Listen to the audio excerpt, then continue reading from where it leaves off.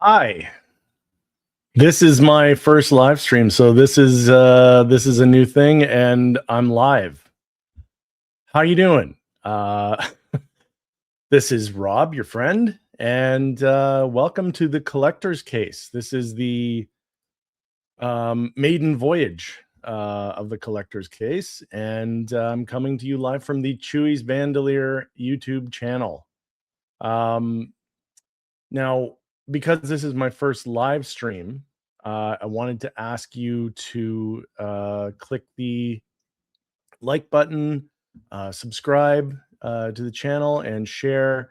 I'm trying my best to make this thing grow, and I need your help to do that. So, thank you all in advance for being here and joining in the conversation about our passions and this hobby of six scale collecting that brought us all together. I'm just gonna hang around here for the immediate sort of few minutes and see if we get anybody to pop in. But in the meantime, I guess what I'm gonna talk about first is checks notes. Yeah, I just want to talk about first thing. We're gonna talk about this. Let me get this on here. This is all new to me. Bear with me. I'm just learning this stuff as I go. I was fooling around with it earlier today, and it kind of I kind of got an idea of how to do this, and then I kind of didn't. So anyway, I'm gonna try and see what we get here. So what do we got here? There we go. We're gonna talk about this. Obviously, as you can see, the Scorch Xenomorph is no longer available. It's hit the wait list on Sideshow. Just like a day after, I think it was like a day after it was released. So I wonder how many of you were who were looking for that one, because I don't think you're going to get it now. Or at least you're not going to get it cheap, because once this thing hits the secondary market, good luck. But so far, I've been seeing some reviews of people who've got them already, and they look really, really good. This thing is, I mean, I watched TK421 Collectibles review of this, and just seeing what he had to say about it was amazing. Like, it's incredible.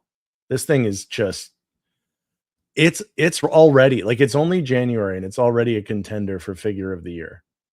That's just my opinion. But I mean, if you look, like, just look at the detail that they've gotten out of this thing. And I don't know if you've all seen the blogger photos for it, but there have been some incredible photographers working on this thing and have taken some amazing shots, like things that I thought were actually stills from the movie or from a movie or something. Yeah, it's crazy to me that this thing, it hung around actually for a while. It wasn't until the blogger photos came out and that it was announced that it was released. It wasn't until then that it went waitlist. So it wasn't, there was no low stock warning. There was nothing like that, at least nothing that I saw. So, I mean, all it took were, I guess, people to see some photos that weren't these photos. You know what I mean? They weren't the Sideshow photos. Not that Sideshow doesn't do good photos. They do some, but sometimes they're not always great. But you know, if you're going to wait, I liked this video too. This was kind of cool. Sorry, not just to interrupt myself, but this one was really cool. This is it's Fede Alvarez, the guy who directed Alien Romulus, and Sideshow posted this. This is insane. The 80s cut shirt, the watch, and the little red thing. Like, incredible. Oh my God. So, great job. I'm Fede Alvarez. I'm the director of Alien Romulus. I'm looking at Ray and Carradine and the Xenomorph by Hot Toys. You nailed it. I mean, we worked so hard on making sure that we paid homage to the big chap, to the character in the first film, the design, the original Giger design. We brought back the biomechanical aspects of the creature that kind of got lost through the movies. It became more and more organic, and we went back to a lot of the original details. Oh, she's holding the little dongle in her hand, the Andy key. Like, that's something I didn't see at the first glance. That's incredible, the amount of detail. Even the xenomorph on the bottom, this was an actual piece that we had, the one that they kill in the elevator set piece. And this seems to be exactly that, the remains of that creature. I mean, it looks badass in an action figure. And the likeness is just uncanny, the likeness on Kaylee's face. I know these two characters so well. To see that you actually didn't miss anything from them feels great. It's a dream come true. So yeah, that's I mean, that kind of says it all. I've also got the Rain figure pre-ordered, so I can't wait to get her as well. But yeah, this figure is, I guarantee there's going to be a lot of people that are going to be upset that they slept on it. I think maybe people thought they had more time. I don't know. It's hard to say, because when you look at the things all the time and you see that that things are going on, and you see that you know that things are still there, and there's no rush. You don't feel a rush to get it, and so you kind of figure, well, I can wait a little bit longer, and then before you know it, it's gone. So that's kind of what happened with this one. I think everybody was waiting for blogger photos, and then literally the next day it was waitlist. That was it. But yeah, I just noticed some people in the chat, so I want to say hi. Let's see. Oh, okay. Hello, how are you, Corinne? This is one of my coworkers. Nice to see you. Thanks for stopping in. And then, oh yes, hello, Winman42. How are you, sir? Yeah. You're still sleeping on it. Yeah, I understand. The commitment to other things definitely can take precedence, because obviously if you're not a major Aliens fan, then what are you going to do, right? It's one of those things where if you're a big fan, you're going to go for it. And if you're a casual fan, you probably won't, because it is pricey. Like, I know here in Canada, it was, yeah, it was not cheap. But you know, at the same time, it depends on what you collect, I guess. I mean, like for me, and I'll just to give people an idea of what I collect. So I started collecting Hot Toys in I think it was around 2013. I think, yeah, around 2013. Or I should say, I first started noticing Hot Toys at around 2013. I think the first ones I collected were the Han Solo and Chewbacca 2-pack from A New Hope. And I'm in love with those figures. I know that they're dated now, but I don't care. I've always had a love for those figures, and they still look good. For me, that Han Solo still holds up. I think he still holds up. You know, young Harrison Ford has been, it seems, historically hard for them to get for whatever reason. But you know, I think they nailed that one. I thought so. I mean, obviously, we're going to see young Indiana Jones soon, so that's exciting. I'm very, obviously, as you know, I'm very excited about that.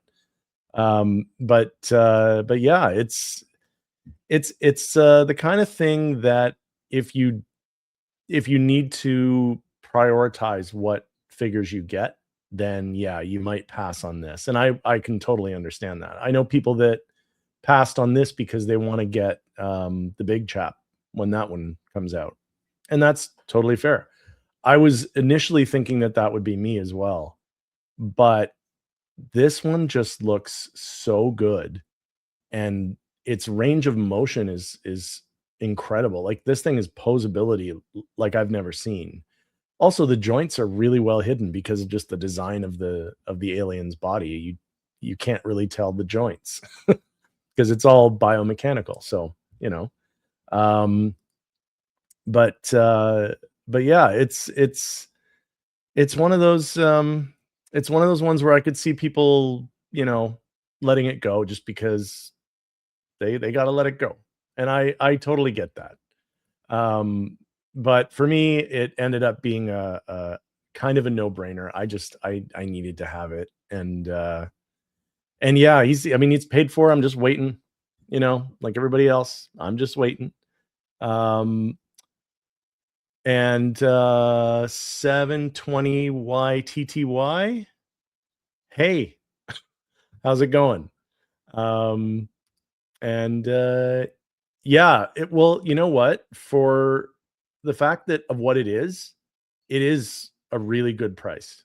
I'll give them that. It's definitely not um it's not terrifying. Like I would have thought that it would be a lot more actually than and that's 350 US. So do the exchange and tell me what it is in Canadian.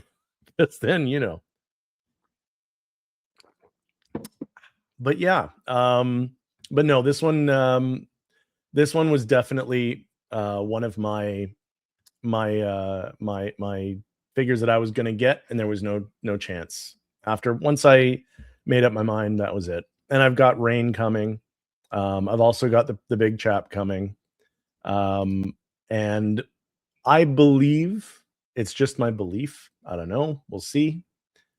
But I believe they're gonna be doing another Ripley. I absolutely believe there's another Ripley coming. Um, it just makes sense.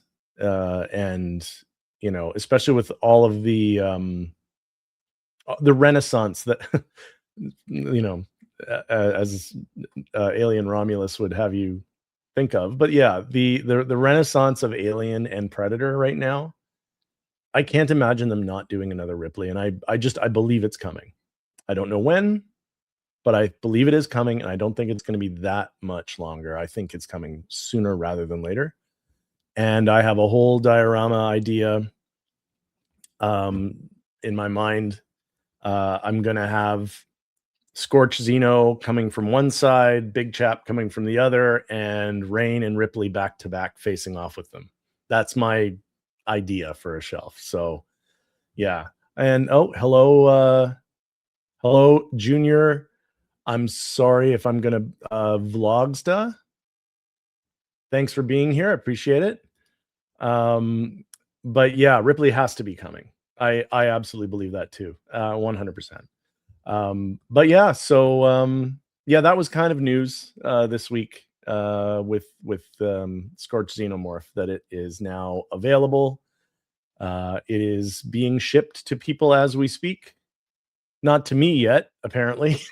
I haven't received any notifications about it yet at all, but I will patiently wait. And when I have this guy, and he's also huge. That's the other thing. This piece is big. Again, I saw the review by TK421 Collectibles, and he stood it next to, in between the Feral Predator and A New Hope Vader. And this thing towers over both of them when it stands up straight. Like it's another head and a half of the Feral Predator taller. So I suspect there's going to be a lot of people putting this thing into crouching poses just to fit it on their shelves. But yeah, so I don't care. I'm getting it. I want it. It's mine. It's just not here yet. So that's fine.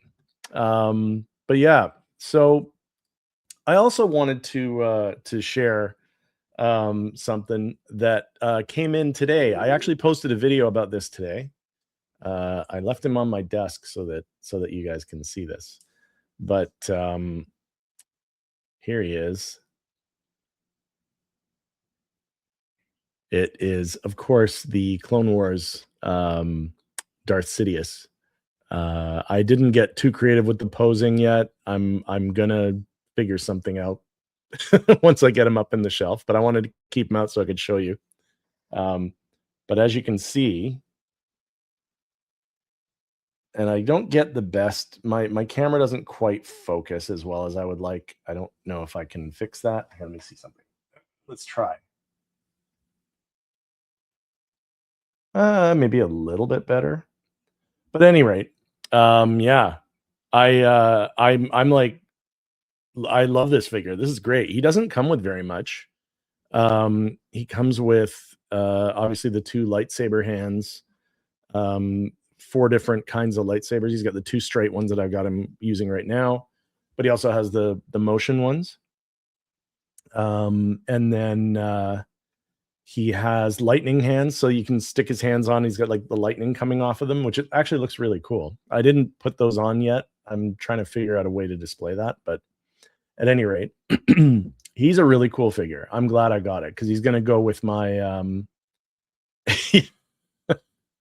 Yes, it's Big Papa Palpatine.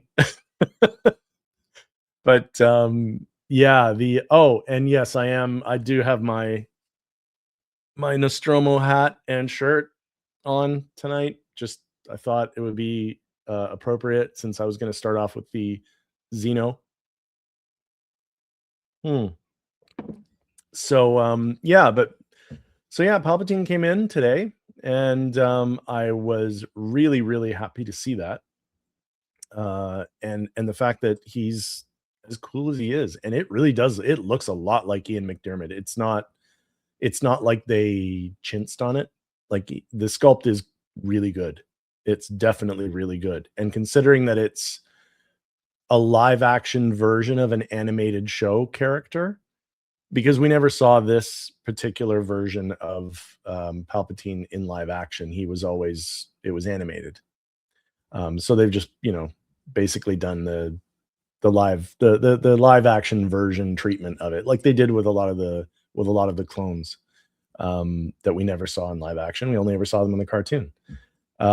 So they had to kind of extrapolate from what Ian McDiarmid looked like in Attack of the Clones, somewhere between there and Revenge of the Sith. And they he's not quite as old as he was in Revenge of the Sith. He's not as, maybe not as wrinkly. He looks a little bit younger, which is exactly what he should be. So that's good.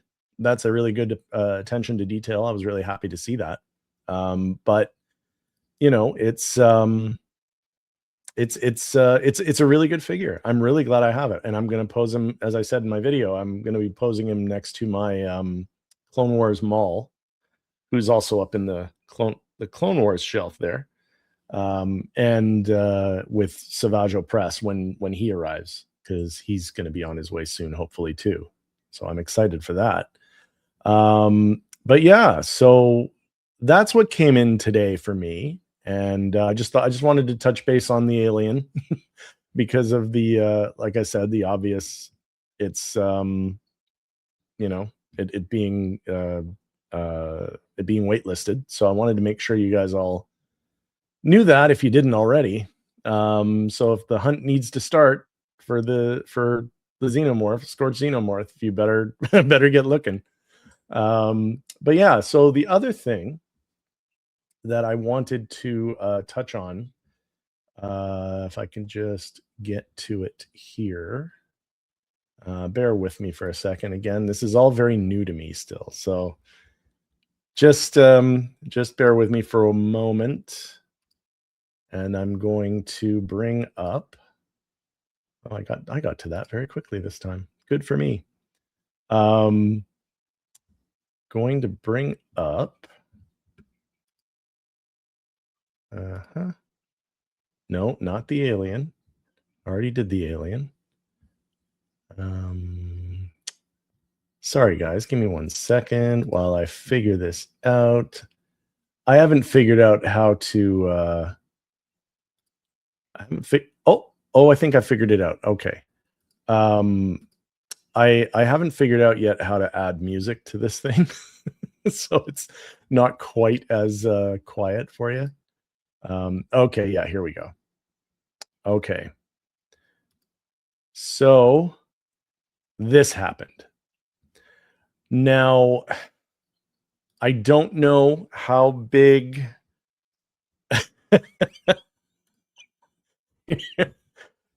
Well, you know, and thank you. Yeah, a friend of mine went to Disney World a couple of years ago, and I, oddly enough, besides six scale figures, I collect coffee mugs. It's just a thing. I don't know why. I have way more coffee mugs than I ever actually use, but I just collect them. And I wanted a Star Wars one, a Mandalorian sort of one. And while she was there, she took some photos of different ones that were there. And yeah, I just really like this one. It says on one side, it says stronger than, what does it say? Stronger than you think. Presuming they're assuming that I have coffee in here. Um, and then on the other side, it says just keep sipping. So yeah, that's just a fun thing. Like I said, I have way too many. You, if you saw the inside of my coffee mug, our cupboard, our kitchen cupboard back here, you would be like, "What is wrong with you? Why? Why do you have so many coffee mugs?" I mean, you never know. What if we have guests and I need 50 different coffee mugs all at the same time? But yeah, I'm prepared. So anyway, back to this. This was a big deal. This was a big deal announcement. So for those of you who've never seen The Crow, it came out, I think it was in 93 or 94. No, it came out in 94.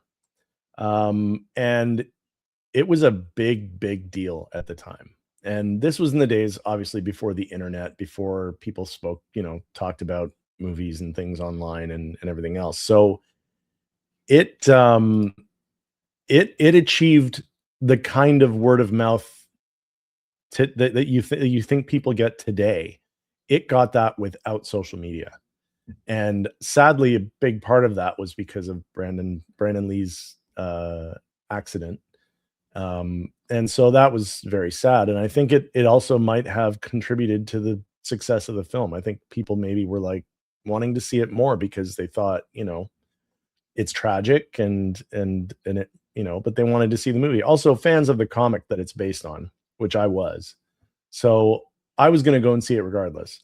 And as it turned out, a lot of people went and saw this movie. And I mean, a lot of people. Yeah, so Caustic Plastic, which is the company that did this, they're the last few things they've done that caught my attention that I saw. They did a Frankenstein that was incredible. They've done, I think, a Bela Lugosi Dracula, and they've done Bride of Frankenstein. Or no, wait, did they do? You know what? We're right on this page. We can go and look.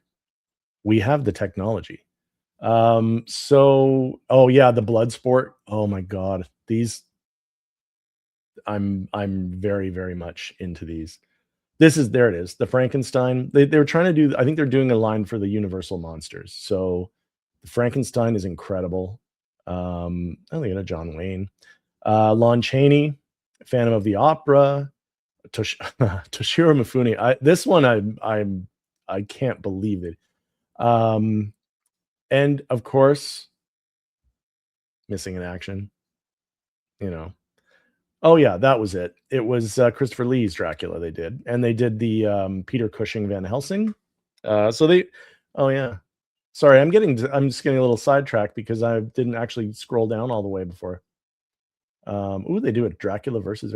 Anyway, my point is that they did this horror line that they've been doing, and I was paying attention to Caustic Plastic after I noticed all that. So once The Crow popped up, it blew me away. I'm going to show you some of the photos of it here because when you see this, some of these pictures are unreal. We'll get to that in a second, but first we'll say that so there were 4 SKUs. There's 4 different SKUs of it. You have this one, which is I believe this is the standard version. which is the cheapest one. Oh, here it is. Yeah. The standard one. Yeah, there he is. Oh, accept all those cookies. Okay. The standard one, as you can see, like, look at these pictures. Oop. Here, let me see if I can blow that up a bit. Okay, there we go. Can I move that around? Yes, I can. As you can see, the hair is sculpted. It's got sculpted hair, which is fine. I think it looks really good for sculpted hair. I'm not complaining. Then you see he's got the leather jacket, the guitar, the shotgun, his torn up and beaten up black tight bodysuit, leather pants. The chair. I don't know if any of you remember, and let me know in the chat if you do. There was a poster of him. I remember at the time because I was in my first year at university, and this poster was on my wall. I went and bought it for my wall at the residence where I was living at school, and it was him sort of sitting back like this in that chair, and it was just the coolest. Oh my god, it was the coolest picture. It was amazing. But yeah. Oh, okay.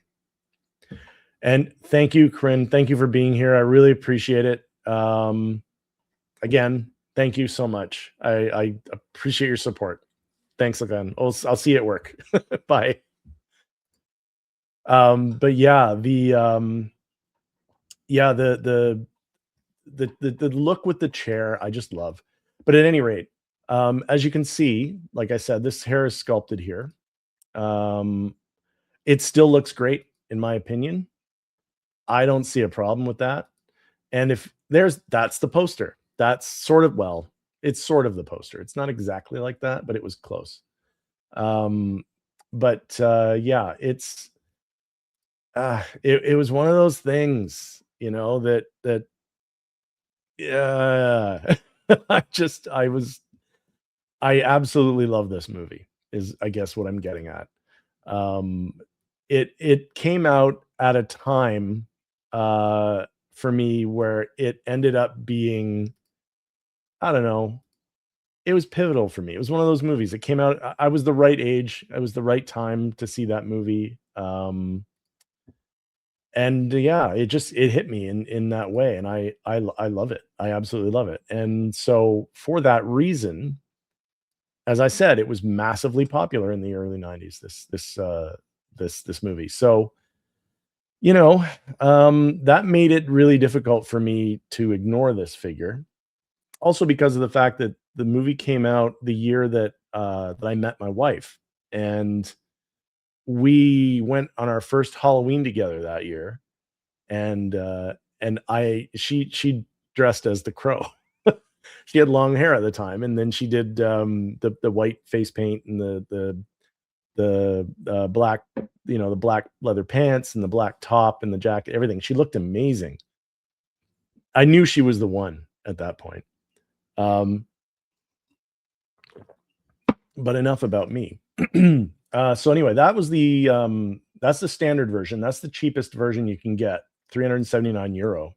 I'm not entirely certain what that converts to in US or in Canadian. I haven't really looked it up. But then we go on to the deluxe edition, which is a little more expensive. But as you can see, this one comes with more stuff, and it's rooted hair. And I'm just going to say the rooted hair, as good as the sculpted hair looks, look at, like, that's Brandon Lee. That is crazy how good that is. And the rooted hair just adds to it. So it's, yeah, they nailed this. They nailed this one. It's just, I don't know. I wonder if it's one of those things where, because I have such a personal connection to it, that I'm not able to be as objective maybe as I should be. But hey, Um, but yeah, like they Caustic Plastic is a real contender here. Like this is insane how good this is. Um, Now, as I said, it's a more deluxe version, so it comes with other things. You still get the chair. Basically, as you go to each of the 4 versions, um, you're getting the same thing, but you're getting more with it. So by the time you get to the final super deluxe version, you're basically getting everything that all the other sets have, and it's got the rooted hair. But we'll get to that. As you can see, this one comes with they all come with a crow that you can put in flight. It's got the bullet through the hand thing, which is great. Um, yeah, it's a really, really good figure. Oh, and my my wife popped in. Hi, honey. Um, but yeah, so yeah, it's a and then she distracted me. It's a really, really, really good figure. Yeah, Rapid Fire is a great movie too. I love that movie. I remember that. I remember Showdown in Little Tokyo. That was another one. I love that movie. I honestly don't think I've seen a bad performance out of Brandon Lee when he was alive. Like I don't think I've ever I can't I mean granted he sadly didn't get to do a lot, but I don't think he ever really did a bad job. He would have been a massive star had he not tragically died. He would have been a massive star. But then as you see, you get the chair again. And I like how they give you the the stats on the chair. More you get the bird again. So as you can see, it's rooted hair. The rolling eyes. It does have rolling eyes. And they have a proprietary rolling eye function. What they do with Caustic Plastic is that the eyes are crystal, so they have more of a natural wet look, so they look much more realistic. So that's really cool. Um, but yeah, real leather outfits, real metal blades, magnetic stand. That's the other thing, that's got a magnetic stand, and apparently their magnetic stands with Caustic Plastic are really, really good. Um, but it comes with luxury diorama and luxury box art. Um, but yeah, there's where you sort of see what you get. You get the chair, you get all the hands, the guitar, the shotgun, the katana, the bass, the magnetic bass. Here's the crystal eyes, as you can see. See if I can bring it. Oop, all right, maybe not quite that much. There we go. But yeah, it's Caustic Plastics proprietary eye technology developed to push realism to the next level in 1/6 scale action figures.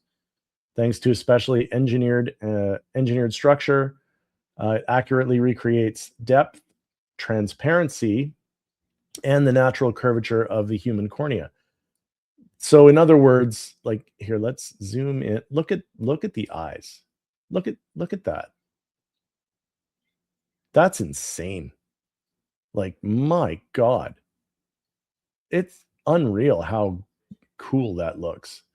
But anyway, yeah, so you got and you might I think you get if you buy it from their website, you get a t-shirt,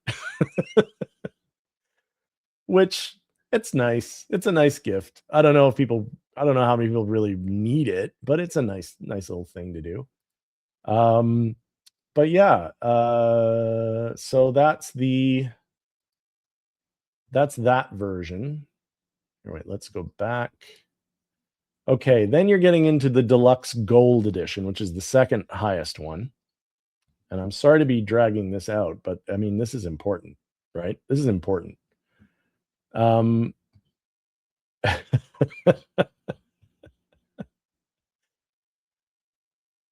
I mean, it's still a nice little thing they do. They have to give you something else because of the fact that they don't really do much of they don't do a payment plans like Sideshow does. You have to drop a large chunk of the final cost up front, as a deposit, and then they give you the whole, they'll bill you for the rest of it when it comes out. So maybe this is just the way from, but it's yeah. But yeah, it's the way that they've done this is just amazing. So here, let's look at this guy. This is the deluxe gold version. Oh, okay. So pictures, there we go. So basically what we've got here is you get the gravestones as a diorama base, which is really, really cool, I think. And the stones are magnetic. So if just for posing variability, you want to have him standing on the base itself, but you don't want the gravestones there, they just come off and there's no holes. So it looks just like dirt. So you could stand him on there if you want to, which I think is incredible. But it also comes with this mask, the Harlequin mask that he found, that he modeled his makeup after. There's a lot of similar pictures, but yeah, I mean, a lot of it is the same stuff that you get. A lot of it is the same, but the thing is, like I said, you're just getting more with it. This, like, I would swear if somebody showed me this out of context, I would think it was an old a photo of Brandon Lee. I would not have thought it was a figure. It's that good. And I'm sure you would all agree. Like, it's incredible what they've done with this piece. But yeah, it's like, look at, I'm gushing. I know I'm gushing. I apologize, but look at this. But he comes with that's the other thing. This version comes with a perching crow, so that you can have this crow sitting on his shoulder for posability that way, which I actually really like. Or you can have it sitting on one of the headstones for the graves. But it comes with the perching one as well as the flying one as well, so that you do get both. And there he is in the chair again. Again, this is that poster, or at least it's very, very similar to the poster. But yeah, that's those gravestones are removable. They have a clear little pole for the crow to go on, so you can have him flying. But yeah, and again with the bullet through the hand. And there he is there. More with that. But yeah, like I said, he comes with it comes with the same things as all the other versions. You just get extra. See, now that's what the base looks like. Oop, try and zoom in. This is really hard to do. But like, look at even the detail on the leaves on the ground. Like, that's impressive. Like, look at, they're not just painted on. They actually look like they're like they made little leaves and stuck them on the ground. And it's amazing. And you get the bouquet for the flowers, which is really cool.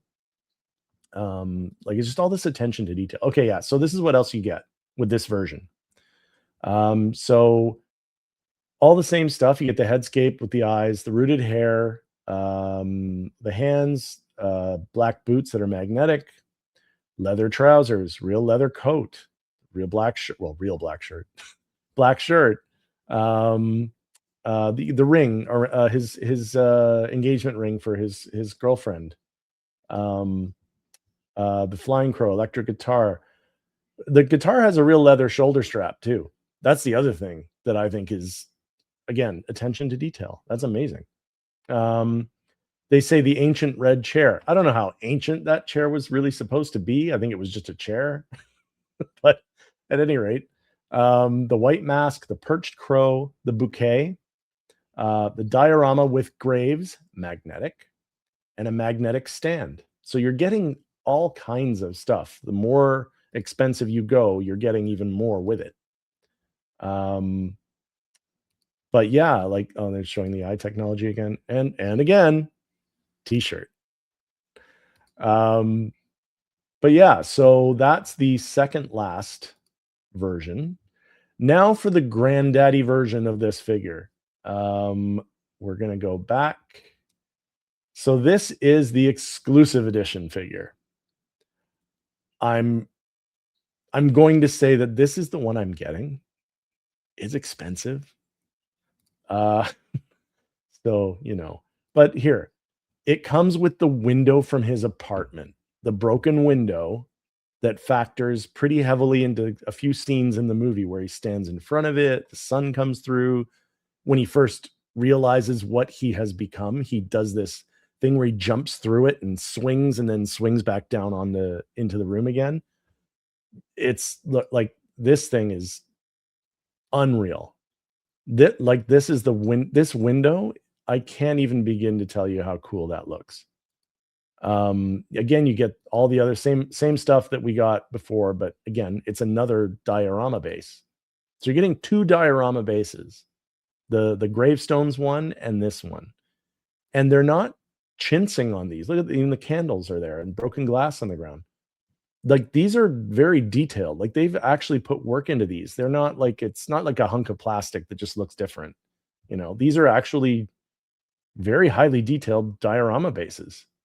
And just that fact alone makes them, highly worth the money that they're asking if you're getting all of this, at least anyway.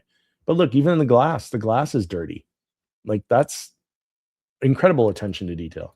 Again, there's the gravestones, again with the window. So what you're getting with this version, you're getting all the things that you got with the other versions. So I'm not going to read those all out again. Ancient red chair. Yeah. So the grave diorama, bouquet, perched crow, white mask, magnetic stand, luxury diorama window. And that's what this is. It's the diorama window thing. And sorry, it's 15. Oh my God. That's huge. Oh, where am I going to put this? Now, okay. You know what? That's a problem for another day. I'll find somewhere to put it. It's kind of the same way I talked myself, talk myself into the '89 Batmobile from Jazz Inc. I'll make space for it. But yeah, that's a big window. Yeah, oh yeah, definitely rules out the Detolf. I don't use Detolf. We have one Detolf that I bought years ago that I used to use when my collection was a lot smaller. And I don't even use it anymore. My wife uses it for all of her she uses it for her belts, her championship belts and her medals, all of her boxing stuff. We managed to figure out a way to make it work to hold those. So she can display stuff a little bit. Yeah, so I don't use those anymore.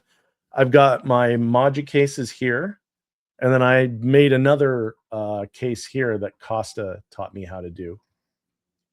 So I've got those, and I'm building another case too. So I will have room. Like I say, I don't know where I'm going to put this thing, but I'll figure it out.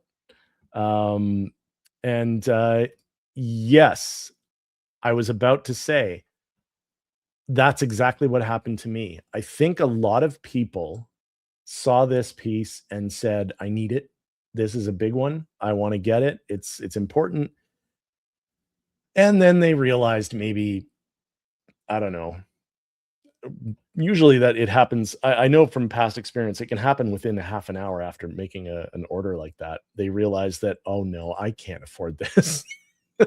And so I think a lot of these pieces went back. They canceled their orders before the NRD. That's why you got it so quick, Windman. It's because if you cancel it quick enough, you'll get your NRD back. So that's probably what it was.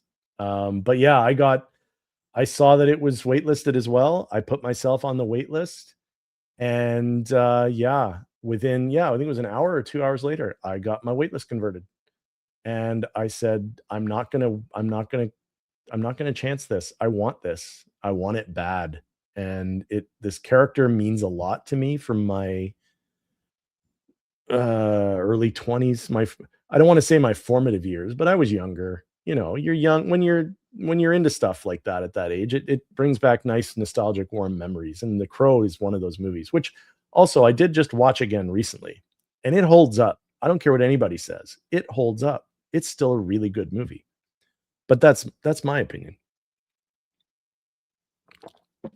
But at any rate, yeah. So this guy comes with all the same stuff, the glass, the eyes, the t-shirt. But that window, man. Uh uh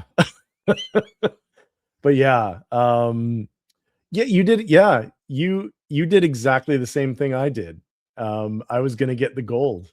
I was gonna get the gold one because I actually really like the uh I actually really like the gravestone diorama as well. But that window, it's so perfect. But that's exactly what happened to me. I got the waitlist conversion notice, and I went for it because yeah, this is just too good of a figure. And it'll be my first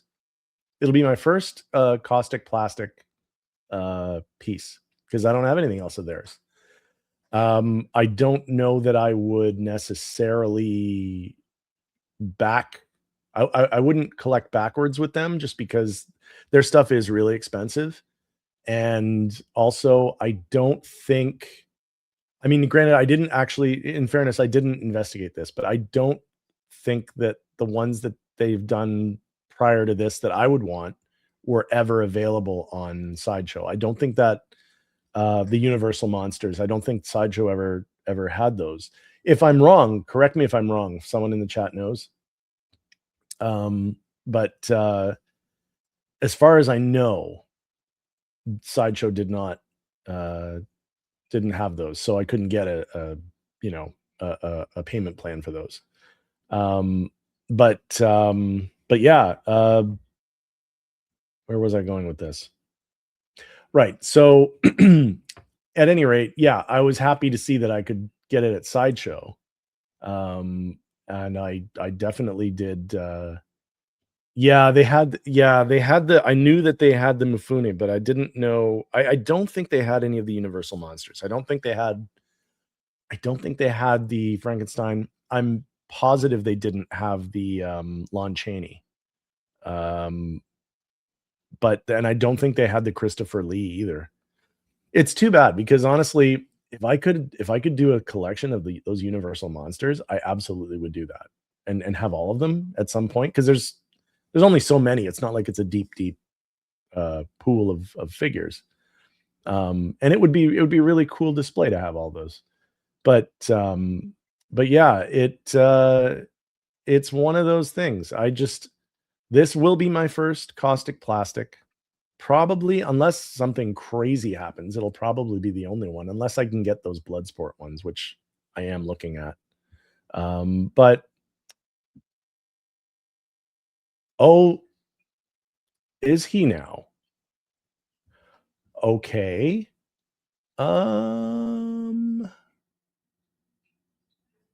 Really? Okay. Well, when I get off of this, I'm gonna go and check that out. I wonder if I can. I should be able to do this. No, I can. Okay. Lon Chaney. All right, you're gonna have to. I apologize. Let's bear with me for a second. Let's see what comes up. There he is.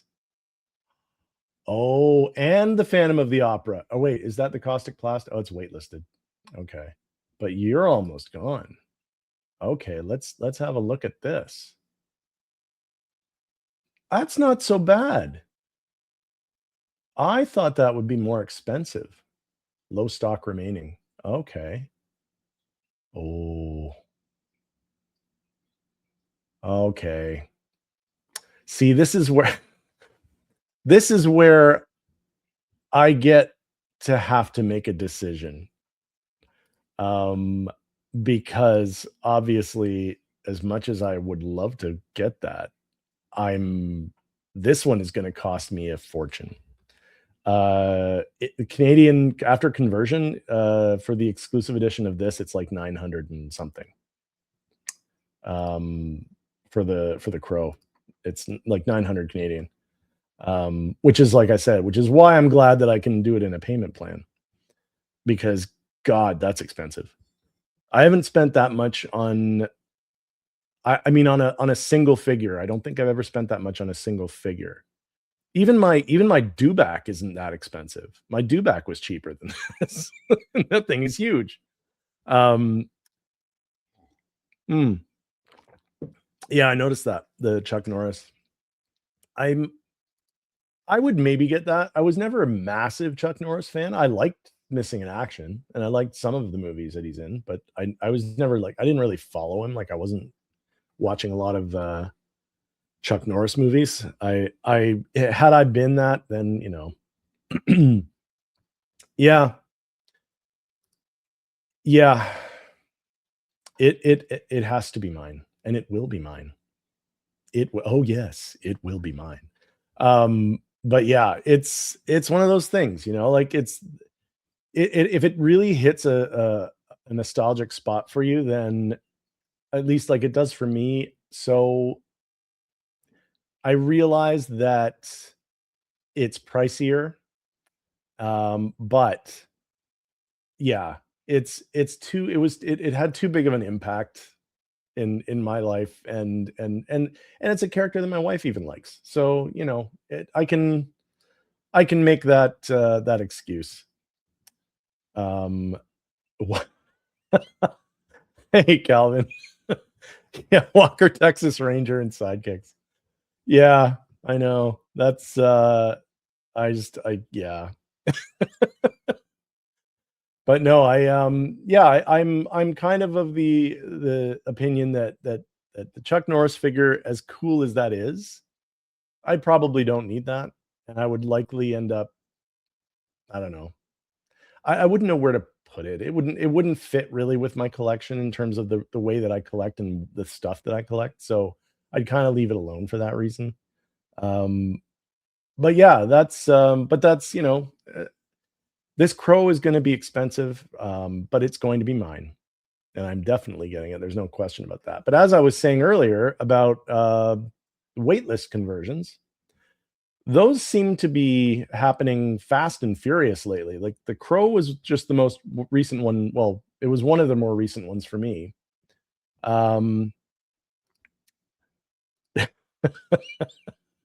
You're right. You're right. We deserve it.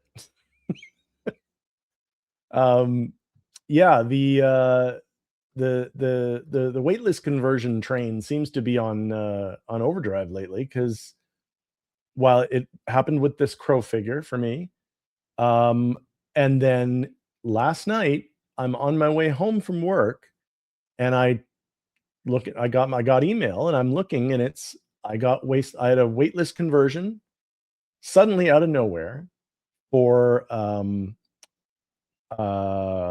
the battle damage T800 and the Darth Maul on his Sith speeder, the Bloodfin, I think it's called. Now, I didn't get those for the simple fact that it's just, you know, I don't know. I think I had other things on my list at the time, so I just kind of fell apart. Oh, wait, sorry. Oh, hello. Hello there. I have a panel member. Funny running into you here, sir. Funny running into you here. Of all this, I'm sorry. I thought this was a Wendy's. I apologize. I might be in the wrong place. Isn't this a Starbucks? This used to be a Spirit Halloween. I love. Well, Spirit thank you Halloween. for popping in, wait. sir. I appreciate it. Yeah, no, apologies for being tardy. I just came from a film. I saw Return to Silent Hill. How was that? You know, it was pretty darn good. It Okay. was, you know, they got the details right. It was a lower budget film, but it looks like $1,000,000. So Really? they stayed faithful to the source material. And then I got home, of course, and I found that I had ordered paint for, I was going to paint my living room this weekend. I got here and someone had stolen my paint. So I had to call, about some stolen paint. But aside from that, aside from my paint being missing, how are you? How's it going? Good. My Batman Good. Returns is about to ship, baby. It's going to be Oh, a hoot and a nice. holler. Yes. Nice. I have not received my notification for that one yet. But yeah, I wasn't expecting it until next month. Yeah, I thought it was a February, March thing I was expecting, but good for It's you. like Sideshow found like a bunch of stuff. Like all of a sudden, I got a notification today that the Artisan Joaquin Phoenix Joker is like, hey, it's back in stock. It's like, it is. They've done that a lot lately, I've noticed. Because Yeah. this guy that I just got today. Oh. It's treason then. This guy, he was waitlisted a long time ago and he was gone. You couldn't get him on Sideshow. Yeah. And then one day I was looking through and there he is. He's back. And I was like, oh, that the C3PO from Attack of the Clones? That one too. Yeah, that one's back as well. I guess they have stock that they don't put out all of it, and then out of nowhere, hey, let's throw this back out and see what happens. So meanwhile, I'm looking at my list of wait lists and none of it's moving. None of my wait lists are moving at all. I don't know. Yeah. Is it like you have to, is it like I do believe in fairies. I do. Do I have to is that the kind of situation that I'm in? Because I don't know what I'm not. All the time people are like, my wait list. I'm like, I got a rock. Yeah, I know. It's I got rock. Yeah, the thing I find, and I noticed again, like I was saying last night, I got 2 waitlist conversions in one night. I got T800 battle damaged, okay, and solid. And the Darth Maul on the speeder, the Bloodfin. I love that Darth Maul. I absolutely adore that Darth Maul, and having a Star Wars vehicle too. I mean, come on. Yeah, that's my biggest thing, because I saw the T800, like it came up and it said you have until February 1st to, but it, we're as supplies last, and I noticed the T800 it said almost gone already, so it's like, okay, done. Sounds like the mob shaking you down. It's like, you have 24 hours to bring me my money. Exactly. That's it. That's what it feels like. I mean, they said that it was, I got until February 1st, but not really. You have till February 1st as long as if we still have them by then.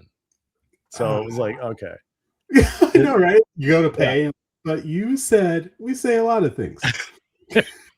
Yeah, exactly. So I went ahead and got that because I actually did want to get that and I missed it. So that was great. The Maul I'm thinking I'm gonna get. I have my, because I'm gonna pose Sidious with my Clone Wars Maul and Savage Opress when he comes in. So I'll have a nice little, maybe have them fighting. I don't know what I'm gonna do with them yet, but they're gonna do something. I was gonna say having that fight was pretty damn epic. Oh yeah, was pretty damn epic.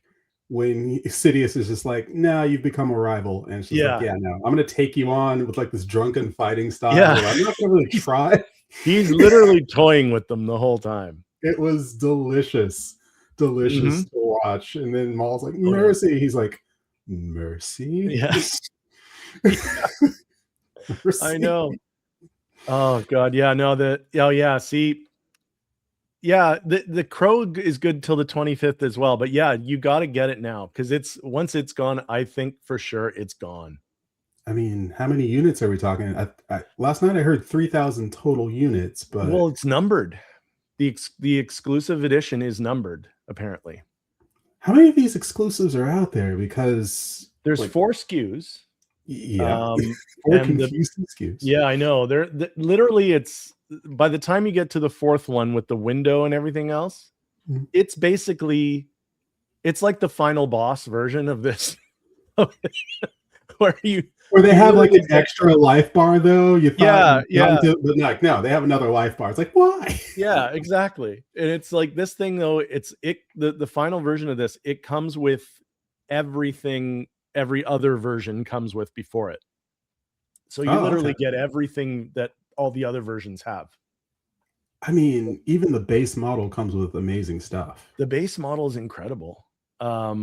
Yeah, I was impressed. Just even the gold model, the one that comes with the headstones. I loved that. I thought that was great, and that was available when I first got on, and the exclusive one was waitlisted already. So I was thinking I'll just get the gravestones one because it looked really good, but then I got the waitlist conversion for the thing. So it's like all these waitlists converting, and I have a theory. Is it because it seems to me, at least, it's been like a flood of these things all happening suddenly. Like I've seen a lot of waitlist conversions over the last month. Mhm.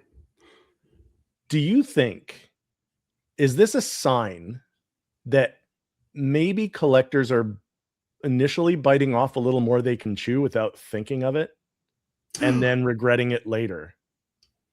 Collectors doing things and then and then You know? and then oh god, it's the consequences of my actions. Exactly. I mentioned this last night, and but I did a horrible job of it, so I'm going to try it again. Okay. The idea of having friction in any sort of transaction, anything that Mhm. slows you down.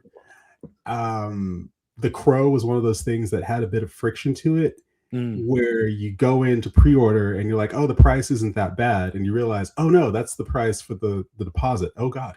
Well, Okay. It's enough to slow you down and get you out of that routine of just, hey, Yeah. pre-order, put down $30, cool, you forget about it. Hey, Mhm. pre-order, put down $30, you forget about it. Your list of pre-orders keeps growing. And then we have the conversation of, ooh, I forgot I ordered that.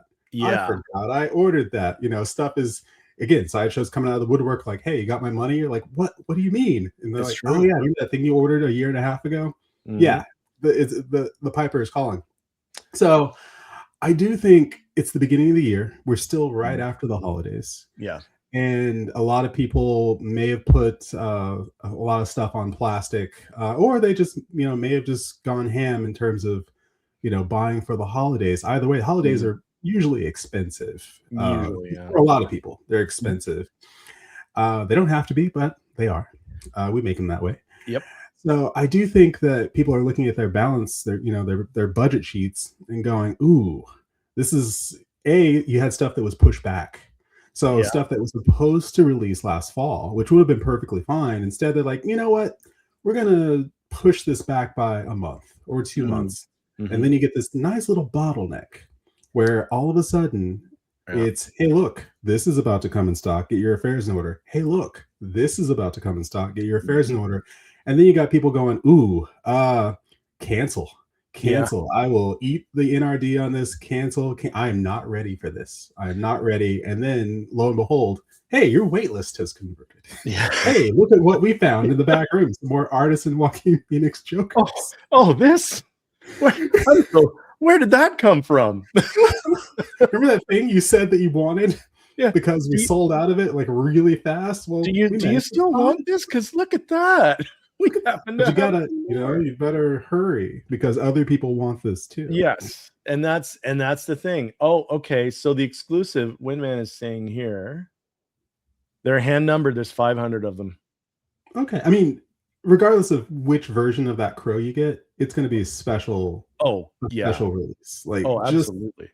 the artistry of it, the base Mhm. model, and I keep saying the base model, but the standard edition looks incredible. Just With the the sculpt of it. The sculpted one, yeah. Yeah. The sculpted Just hair looks good on it.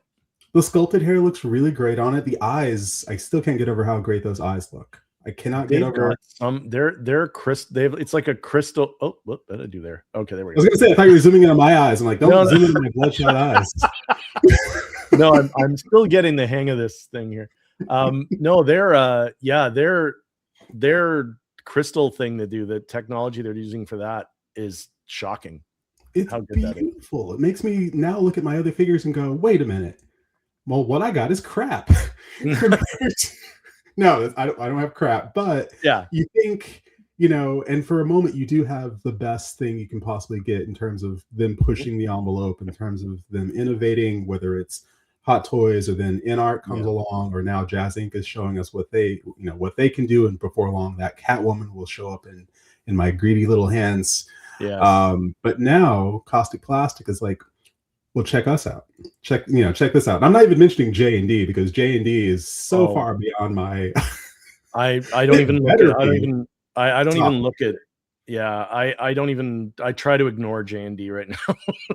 I mean, hey, if it's your thing, it's great. If it's your thing, I think you can achieve that level of artistry at a lower price point. I think Caustic Plastic is showing us just that. Mm-hmm. I think Caustic Plastic is like, you don't actually need silicone skin. You really don't, to make it look like real skin.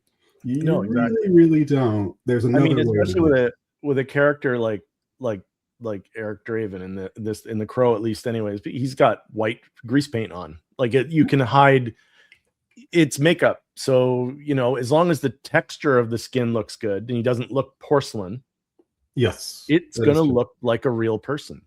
Especially because you're like a cosplaying the Crow. You want it to look like, you know, the actual actor. It needs to look like Brandon Lee, and they definitely nailed that. That's like, that sculpt is crazy good. But yeah, I'm wondering if just the fact that that so many of the wait lists that I've seen converting the last little while seem to be figures that would naturally be the kind of thing that people would instantly pre-order. Yeah. Either because of FOMO, or because it is a property that they're very into, they really like it. But for whatever reason, you know, they're canceling the orders, and I've had to I've canceled things in the past, like figures that I actually wanted, but you know, because you have to be.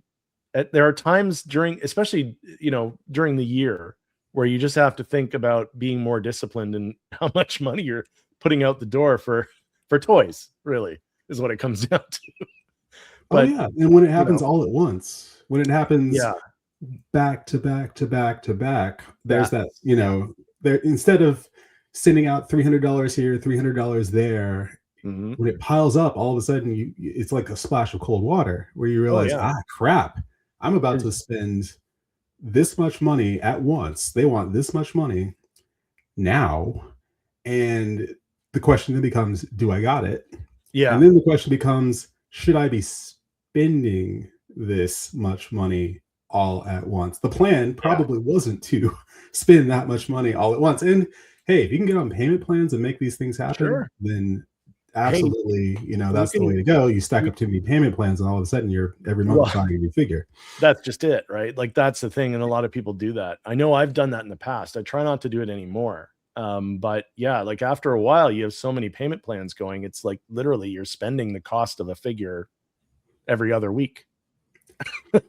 Yeah. I got off the wait list for the 68 Jazz Inc. Batmobile, and you know, they're like, hey, you know, if you want it, now's your chance to get it. And I was, you know, in the moment, you're like, well, here's my chance. Yeah. I actually got off the wait list for something, Jazz Inc.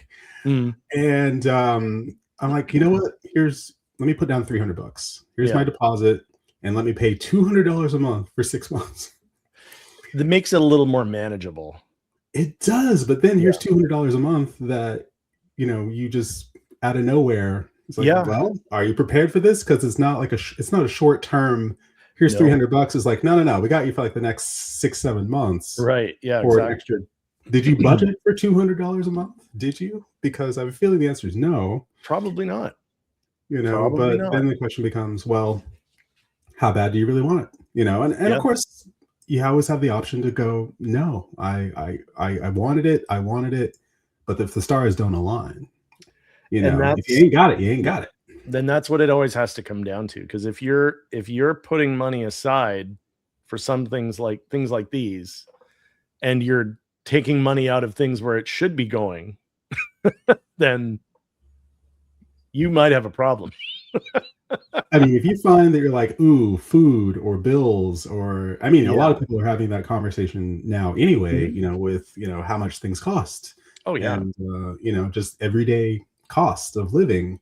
It ain't cheap. And then Nope. you factor in things like healthcare and all that other stuff, Mhm. and things they pile up real fast. And all of a sudden, this looks far less important in the Yeah. grand scheme of things. And again, letting go of a figure and going, you know what? Keep that $30 I gave you. Yeah, it's $30. I wish I'd held on to you, but it's either $30 or $350. Yeah. Which Exactly. do I want to be out 30 or 350? And that's the thing, right? Like it comes down to managing your expectations of what you want to spend or what you're comfortable with spending. Yeah. And And it's going to look different for everybody. Like, yeah, of the way course. you buy figures, the way I buy figures, it's not going to be the same. The figures you want, the figures I want, not going to be the same. You see an unboxing, and all of a sudden it's like, oh, that looks damn sexy. Ooh. I was saying earlier, I watched TK421's I love that guy. yeah, he's great. I watched his Scorch Xenomorph video. I haven't seen it yet, but Oh my god, I'm so excited to get that thing in hand. It's massive. yeah. See, that was one of the things that I was just like, I knew it would be big. I knew, 17 inches tall. I'm like, okay, this is going to take up space. Mhm. But then seeing someone actually unbox, and I think it was like MRC, who Yeah, actually, I'm just like, that is massive. And then you start to articulate it, and you got the tail going everywhere, and it's just this awesome display piece. I Like, can't if you wait. like Alien, guess what? Boom. Yep. And that's the thing. Like he had it posed, he had it standing up, like standing upright, like as if it was a person between the feral predator and Darth Vader, A New Hope Darth Vader. And it I'd is like a to watch good, all of them fight, actually. yeah. But yeah, it's a good, like it's 1.5 of the feral predator's heads taller than both of them. Damn. It's big. And that is the thing. I just got the Hot Toys Grievous, and when I took that out of the box, the moments when you take something out of the box and you go, wow. Yeah. And the sheer size of that Hot Toys Grievous, standing up, it's big, and it was there in the back. I'm pretty looking at heavy. it. Yeah, it's right there. That's the one. Yeah. Yeah. I missed it. So that's the thing. That was one of those. I had the Sideshow version. Yeah. And he's a little loosey goosey. At the time, though, he was a grail. But he's they a were the little only ones loosey. who made one. This one, on the other hand, it's got die cast in all the right places. It's like a feat. It's a feat of engineering, really, because it is still. I would say it's still delicate, but you don't feel like it will stand up on its own. I'll just say that. Okay, yeah. Like the Hot Toys Grievous will stand up on its own without a stand, and the fact that it has the light up lightsabers and everything it comes with, it's an absolutely incredible piece. But that Xenomorph, that Scorch Xenomorph, talk about something that's going to dwarf that in terms of presence, in terms of size. If you only had one, alien thing in your collection, yeah, and that was it. I mean, yeah, I've also got the Big Chap on order because so do I. Sucker for like, nostalgia, but also like the history, the fact that that film, it was a man in the suit, and that still scared the hell out of people. Yeah, and I want that. I want that representation, the man in the suit, in my collection. And that was the thing he was saying when he was posing it too. His posing, he was able to pose it without the grabber. He said you can balance it really well because it crouches. So I was saying, I think you're going to see a lot of people not using the crotch grabber thing and letting it stand on its own, and just it's going to be in a lot of people are going to have it in crouched poses because of that. It'll actually, because the way the tail is designed, you can offset, you can balance it by using the tail to offset if it's front heavy, just curve the tail in a certain ways to add weight in the back, and then it won't fall over. And he had some really good poses. This room, yeah, and it's old building, so it's like, no. I mean, one shelf dive, and I think I would just break out into tears. I'm like, Oh yeah, my doll. no, I know. Here's what I want to do with it. What I want to do with it, because I know eventually there's going to be, of course, the big chap. Eventually, we're going to have, new Ripley and all that, and I want to have this Scorch Xenomorph because of the way it articulates. Not attach it to have it standing up. I want to have it attached somehow to the top of my display in a crouched position. Oh, okay. It's like the tail coming down, about to Yeah. So imagine that, like it's sneaking up on someone, and you That's look up, cool. and it's just like there. That's cool. My plan is for because I got Rain as well, so I'm waiting on that one too. But I want to do a thing where I've got her and Ripley whenever they announce a new Ripley, because they're going to do another Ripley. Oh yeah. I want to have her and Ripley sort of back to back, and then facing off with their aliens. Oh, and that could actually be an actual film, because it's the timeline there. Yep. They could actually run into each other, because they do exist in the same universe. Literally neighbors at this point, which is incredible. Yeah. So for all my misgivings about Alien Romulus, I will say it does add some interesting things to the lore, and I can't wait to see the film that comes after this, the sequel to it. Yeah, I'm excited for that as well. I very much liked Alien. I shouldn't say that. I loved Alien Romulus. There were some things in it that I thought were like, you did not need to do that. You shouldn't have done that. Mostly it was in the context of certain lines that characters said that I felt that was unnecessary, and get away from her. Come on, that was a bit much. And I let it go back in the way she did. I'm like, yeah, I let it go, but I mean, at the same time, every time I've watched that movie repeatedly. I really enjoy that movie. But every time it gets to that point, I'm like, no. I mean, I'm too invested at that point where I'm just like, all right, I'll let it. I mean, I like the character of Andy so much that I'm like, you know what? I'll allow it. I'll allow it. I own it on 4K, so it looks beautiful. It sounds great. Did 4K do the? Is that the one that has the correction on the Ian Holm animation?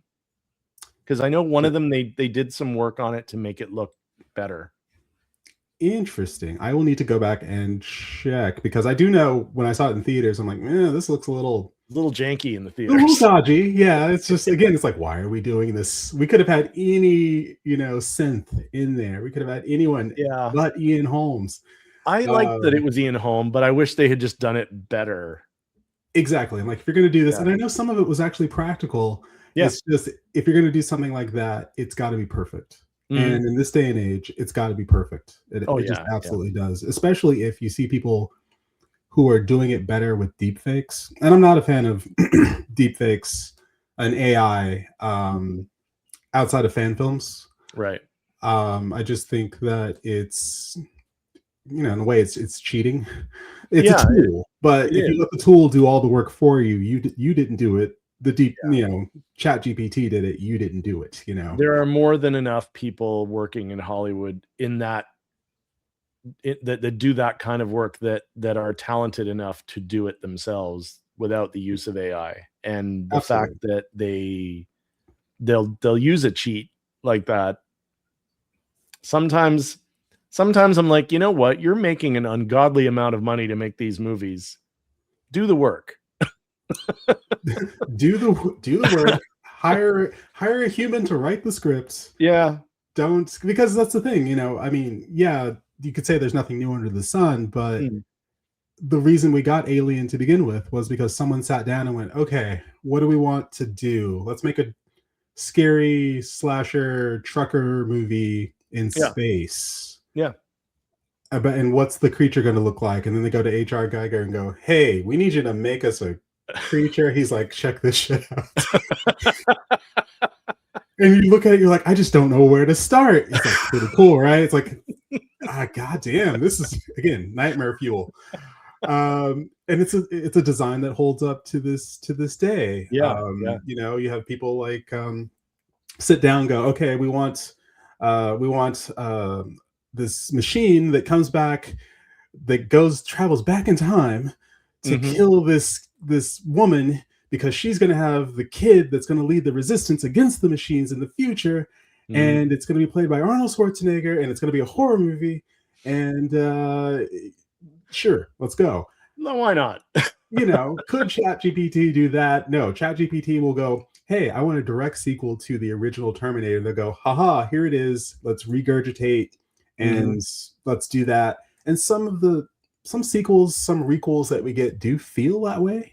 Yeah. In some way, you could say that Alien Romulus felt like, okay, here's a movie that ChatGPT would have I made can when it see takes that. all the popular elements, but I think it had just enough Yeah. to be its own thing, Mhm. and knowing what went into it, and I mean, all the acting was great, Mhm. and the set pieces were great. I will say, you know, it didn't feel like anything new necessarily, but it was a fun time.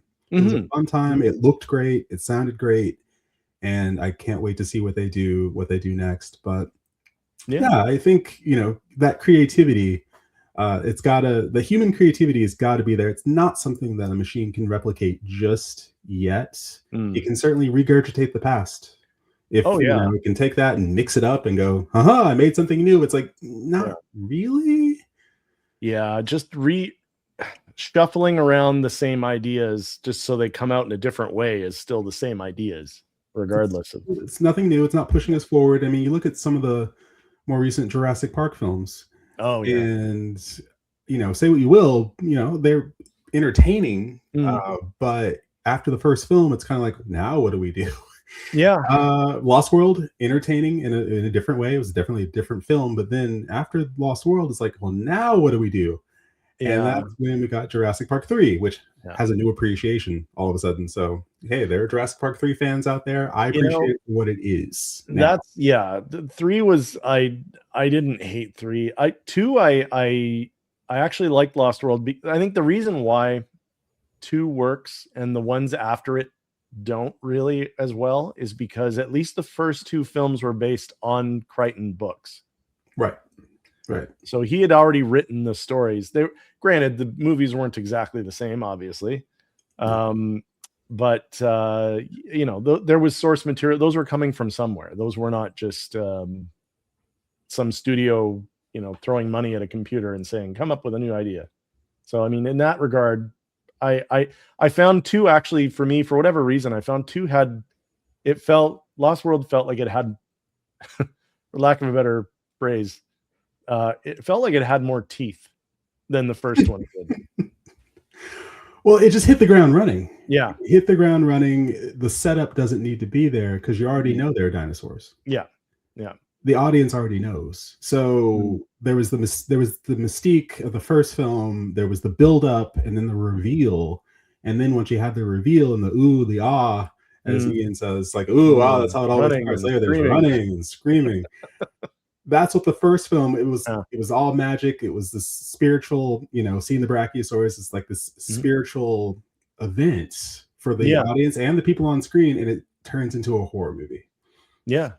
And that's And by the end of it, it's like an adventure horror movie. And by the end of it, the audience has been taken on a ride. oh, Lost yeah. World is just like, you already know, you're here for the dinosaurs. You know Yeah. what they look like. Now let's do interesting stuff Yeah. with the Exactly. dinosaurs. And, you know, here we go. Let's go. People are going to be eaten. Check it out. Yeah.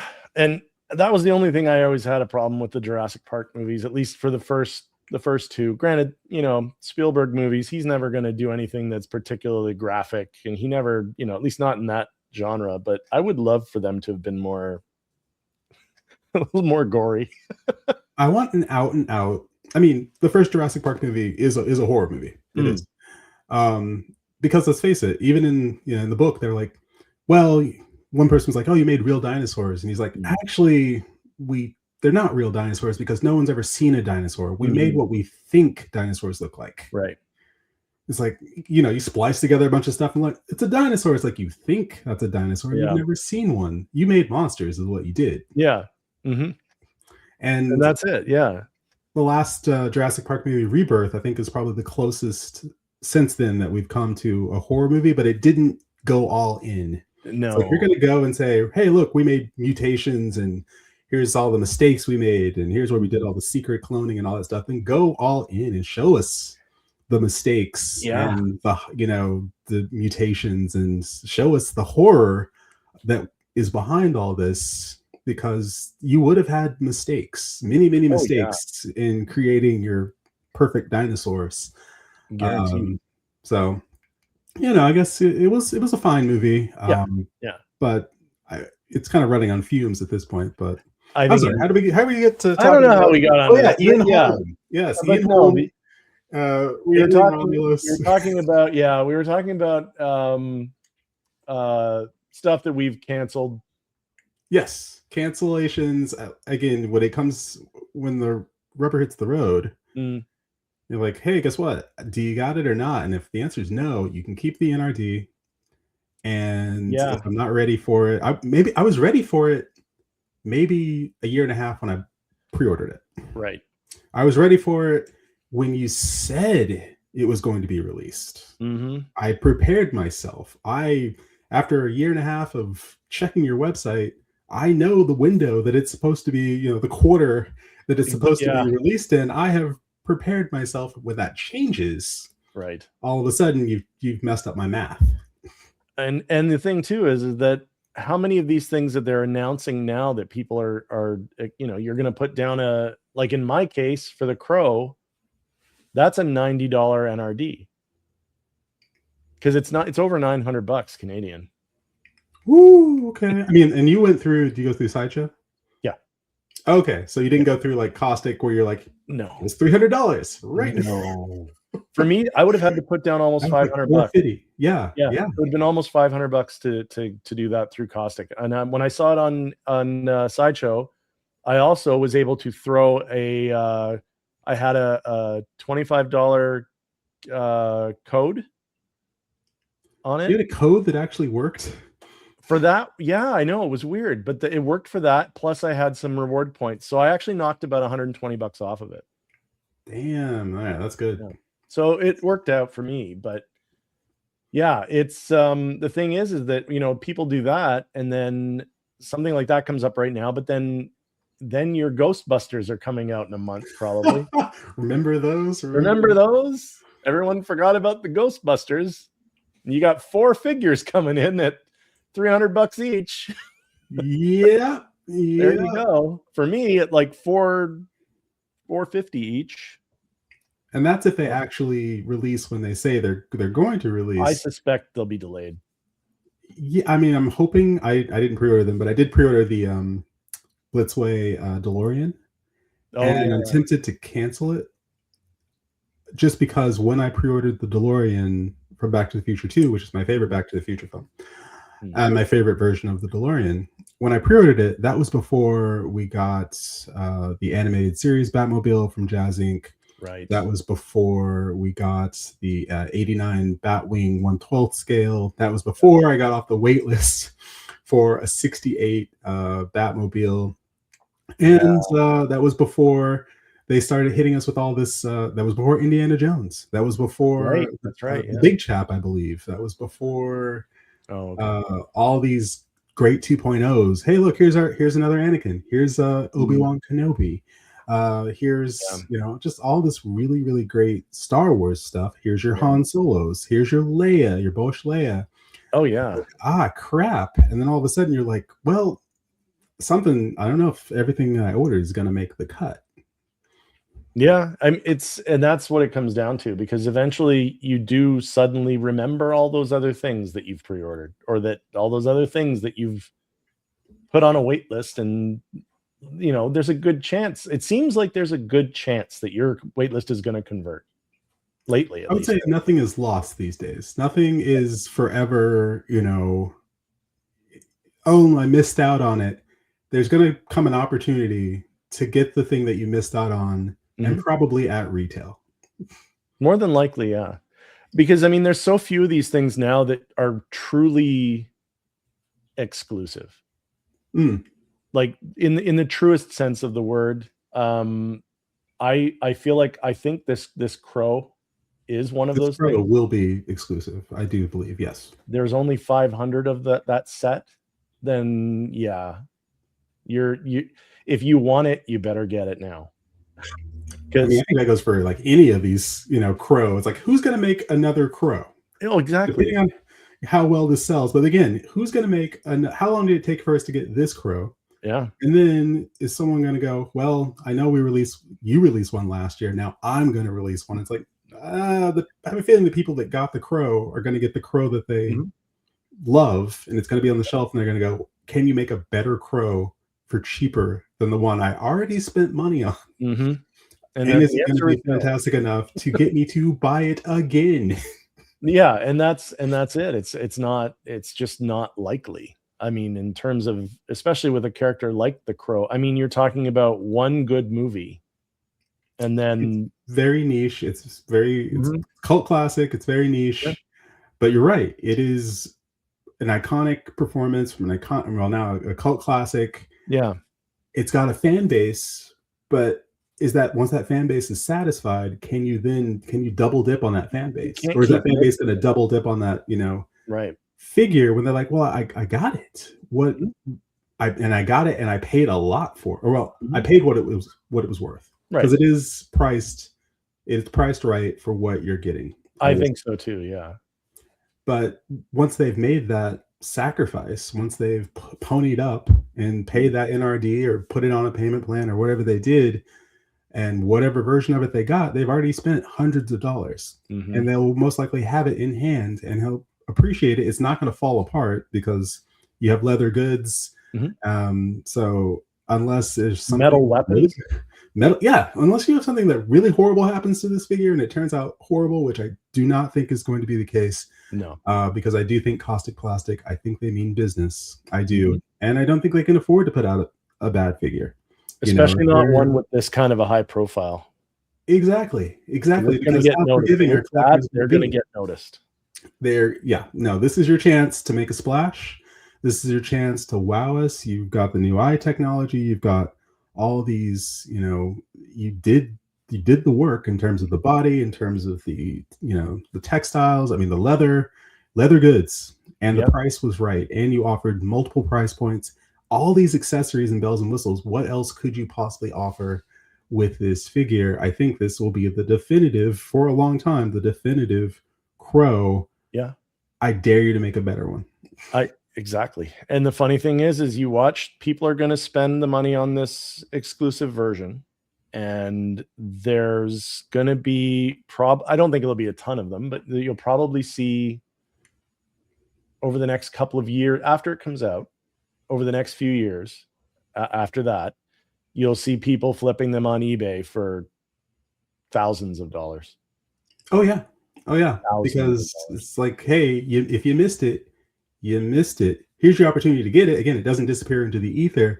Right. But unlike certain figures, unlike your Anakin Skywalkers and your Obi-Wan Kenobis and your Darth Vaders, even some of your Stormtroopers, those are going to get 2.0s.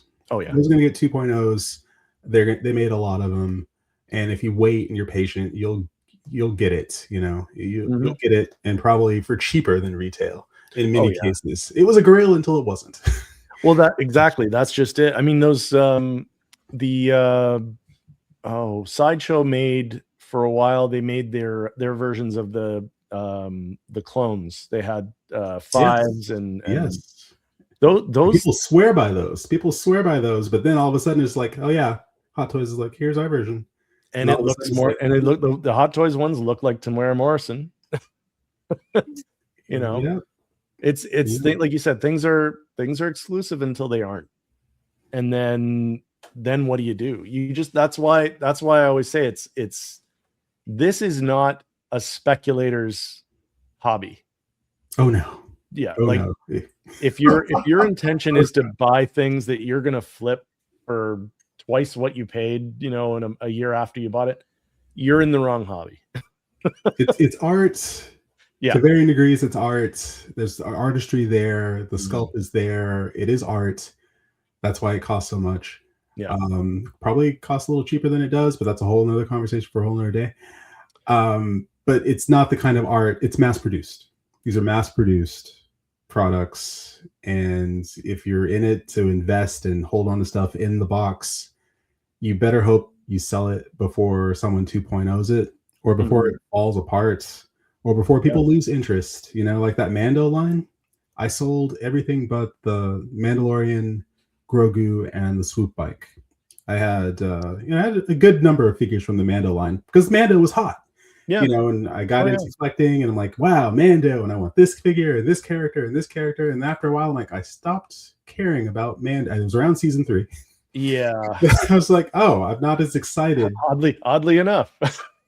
You know, it's weird, right? When you don't have that home that it was run, season 3 that did it. The landing, you know. It's the thing for me with Mando was the I was as enchanted with the Mandalorian as everybody else. And yeah, season 3, if the problem is, I think, and it was the problem that Disney was having with the Star Wars shows on Disney Plus in general, is the format itself did not lend itself to that kind of long form storytelling. And because of that, you've got a specific story you're trying to tell, and you've given yourself only 8 episodes to tell that story. And then you're cutting 2 of those episodes out to tell some side story that has nothing to do with the main story.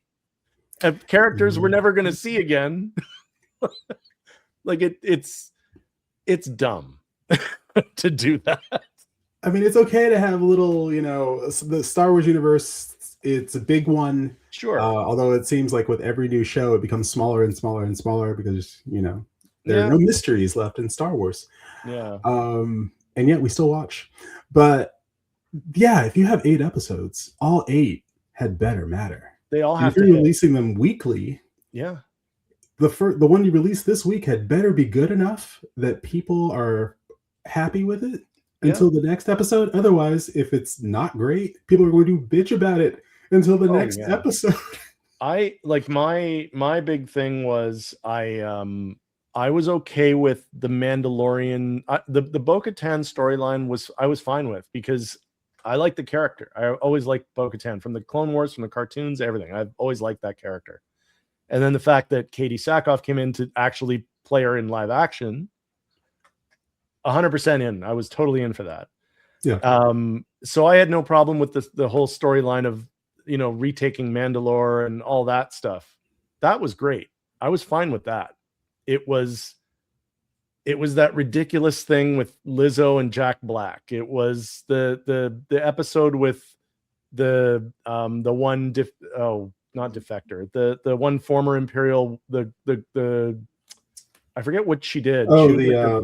Was the Doctor Pershing episode, or not Pershing? Sorry, yeah, Dr. Pershing. Yeah, Dr. Pershing. Yeah, actually, I really liked that episode. I just think it felt out of place. It did, even though it does fit. It felt like it should be its own thing almost. That was the thing. I felt like it felt out of place. The beginning of that episode, and the end of it. The 2 bookends of that episode were part of the regular, because they started off with Bo-Katan having seen the mythosaur under the water, and then it goes off on this thing with Dr. Pershing, and then it comes back to Bo-Katan again at the very end. You see that mythosaur and you just jump out of your seat like, holy, and then it goes off in a completely different direction. Yeah, this character you forgot about, and it's like, wait, no, go back. I want to know about that. I want to know about the thing you just showed us. You just showed me a dinosaur. Was there payoff? I do love seeing, you know, Mandalore in live action. I love, you know, revisiting it, especially after the Clone Wars. I just think that the structure of the storytelling, like if you have 25-minute long episodes, they're not long. And if it's all over the place, like this is 20 minutes, it's like, okay, this is 40 minutes. Okay, this is like, again, if you're making people, it'd be a different story if you released it all at once. And I think people would probably have a different, I guess, take on season 3 if it was released all at once. If you could binge it, I think people, or watch them in like 3 episode chunks. Well, that was the great thing about Andor season 2, which is the best thing since sliced bread. But each week, it felt like you got a Star Wars movie Mhm. because Andor season 2 gave you 3 episodes every week, Yeah, and you and could it was watch a them all. complete arc every Yeah, week. you got actual story arcs of that chunk of the overall story, and Yeah. that was a much better way to do it. I don't know why they didn't think of that the first time, but what are you gonna do? What are you gonna do except for make fewer Star Wars shows? I'm okay with Star Wars animation. Yes, I think it lends itself quite well to long form storytelling. I think there's a lot you can do in animation. You just can't quite do right. in live action the same you can do in animation. And I think people are trying to squeeze live action into a animation mold, and Yeah, the two aren't the same thing. no, they're They're not. just not. It's different. It's different kind of storytelling. You can Right. do different things in animation. You can get away with a lot more in animation for whatever reason. But live action, I think people have different expectations. Yeah, it's a funny thing with the way that they've done that. But I mean, like, the other thing too is that I can't believe that I'm even saying this, but there is such a thing as too much Star Wars. Absolutely, and I've said And that for a long time. If Too you much had of a good asked me thing. that, yeah, if I would have said you're crazy. 25 years ago, I would have said no way. There's never there's never no such thing.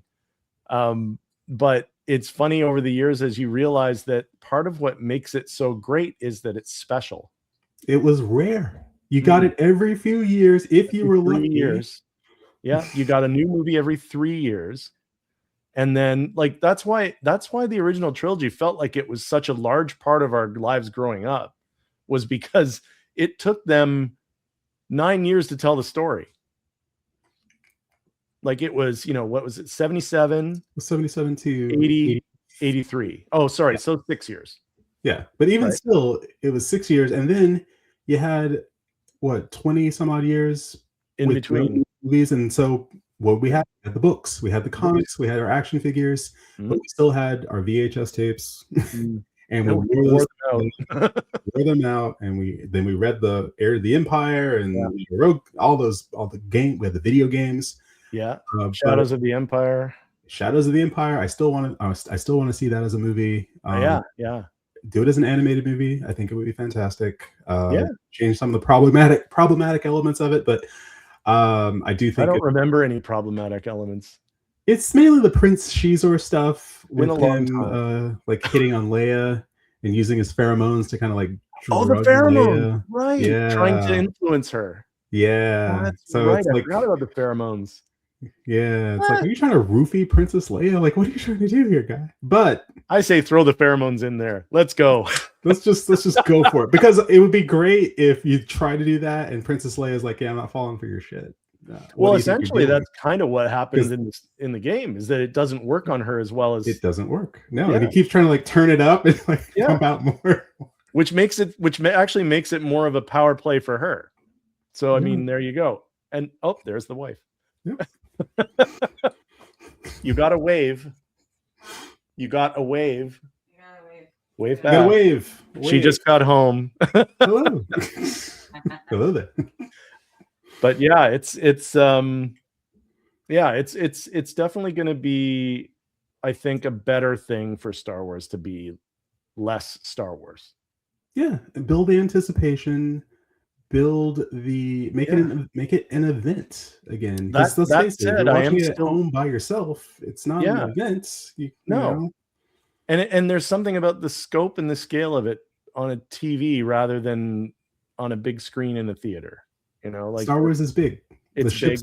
It should always be big. The galaxy. It's you're going between planets and going in light speed and all this other stuff. It's all big. Everything is big. The sound is big. The music is supposed to be big. Yeah. It was all larger than life, and it was built for the theater and not for a 65-inch TV. No. And I mean, that's the thing too. It's like, with all that, like that said, I am still, I'm very excited for season 2 of Ahsoka. I'm also very much looking forward to the Darth Maul Shadow Lord. That looks amazing. I am looking forward to that. You saw some TK troopers in there, right? Yes. So those TK troopers that They're coming back. just well, guess what? They're really hammering home those TK troopers. It's like, it makes sense though, because that is the in between. Star Wars should going back to being what it used to be. Was it sold toys? Make hasn't toys, done make that. characters that I want toys of. Yeah, do that. Yeah, and for even for kids, it hasn't sold toys. The sequel trilogy era did not sell toys.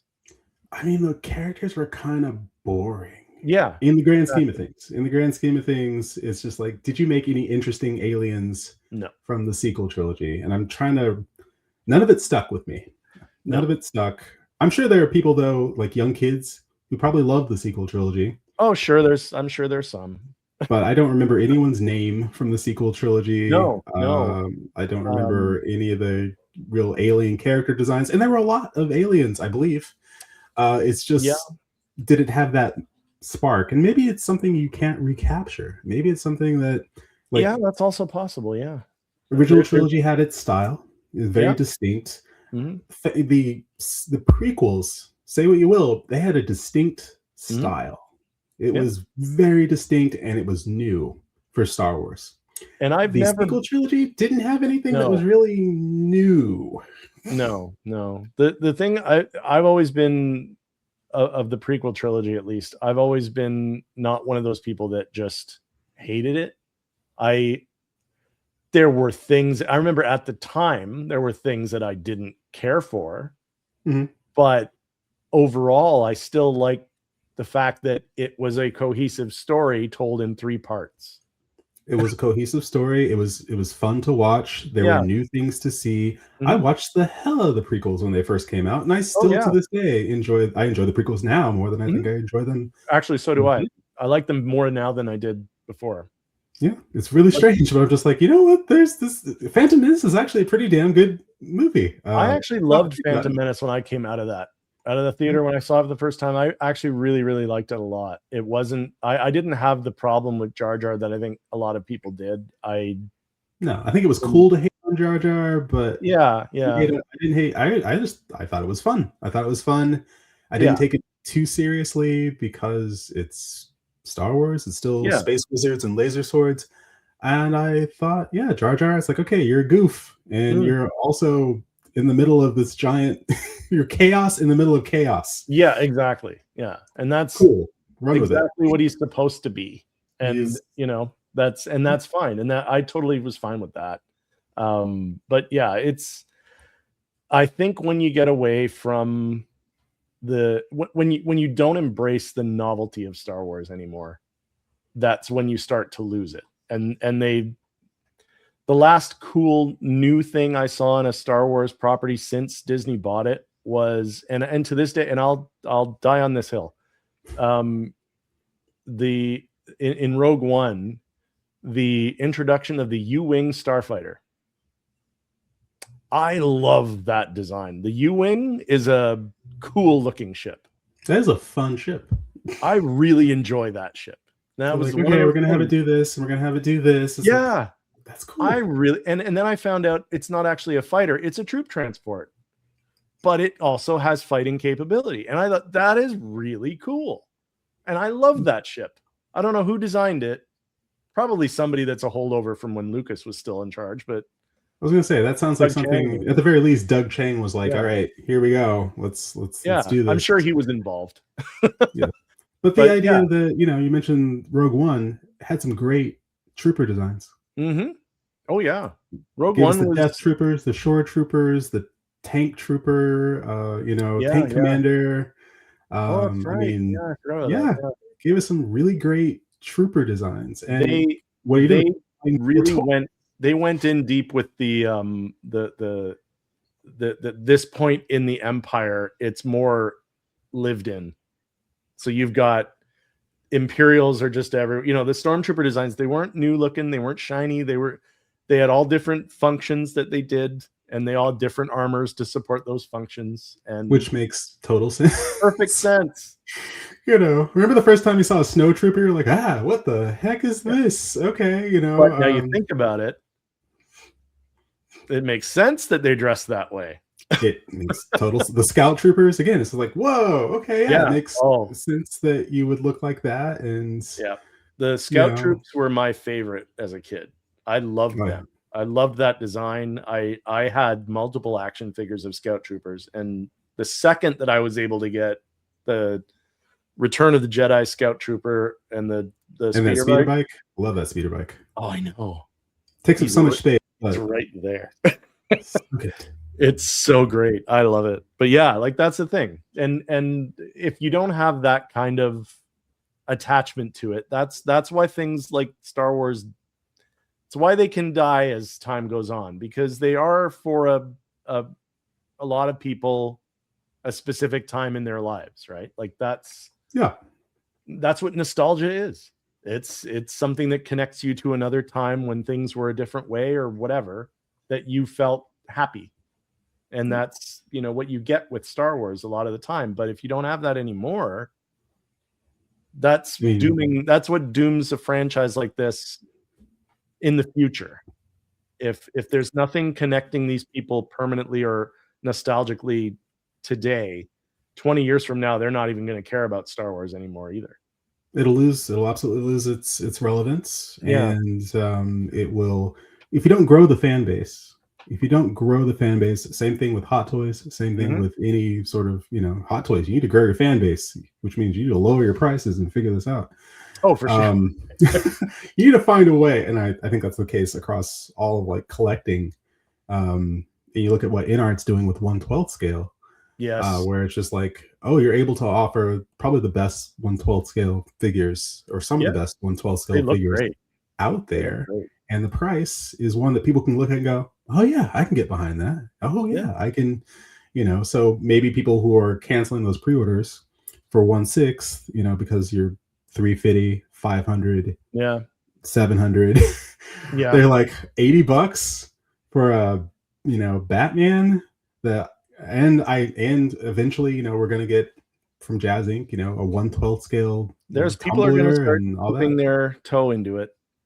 I That's what mean, it happens. takes up less space, still looks good on the shelf. It's still that representation. You still get to have the act of collecting and bringing things in. You're not breaking the bank. You're You're not not going breaking the cold bank on it. turkey Yeah. on, stepping away from collecting, because when you go cold turkey, you kind of lose. Like, I took a step back from like collecting records for a hot minute, and I found that I forgot that I had a record collection, just because I wasn't part of my rhythm anymore, going to the record shops and Yeah. going, being on the streams and talking to people about the record releases, and there wasn't the constant stream of releases. Mhm. So that's why, it slowed down, and eventually I'm like, oh, let me try to get back into this, because I do appreciate the artwork, appreciate everything about them. But when you lose that momentum and you lose the community, surrounding it, and let's say I stop collecting records tomorrow, I might not pay attention to the latest release Right. from so and so, or it might be really difficult for me to get excited because I know I'm not going to get it. Mhm. And I could appreciate the artistry, I could appreciate all this stuff, but in the back of my mind, I would be like, but I'm not going to buy it. Yeah. I won't own it, but I can talk about it, I can appreciate it. But Sure. then it might be a little difficult to talk about these things if you no longer collected them, Right. Yeah. I want to say to Winman, thank you for coming in to my first show. I appreciate you. This was great. It was really wonderful to be able to go back and forth with you there for a little while when it was just me. So I appreciate that. Thanks very much. And we'll see you on the next one. But yeah, I guess I mean we're coming up on 2 hours now, and so I think I've said more or less. I think I've hit everything that all the point. Let me look at my notes here. Did I cover everything? Did you cover what Jazz Inc. is doing with their that they're making a Batman and Robin from 1966? I did not know that. Oh yeah, I was Lael's stream on. Oh, I haven't watched it yet. Yeah. Oh, you haven't? Well, in that case, I was working. Okay, well, what's this? Tell me more. They're making it. Well, he said it without saying it, where he's like, "Hey, all y'all going out there and buying, secondhand the Hot Toys, 1/6 scale Adam West and Burt Ward. I would just say, hold off."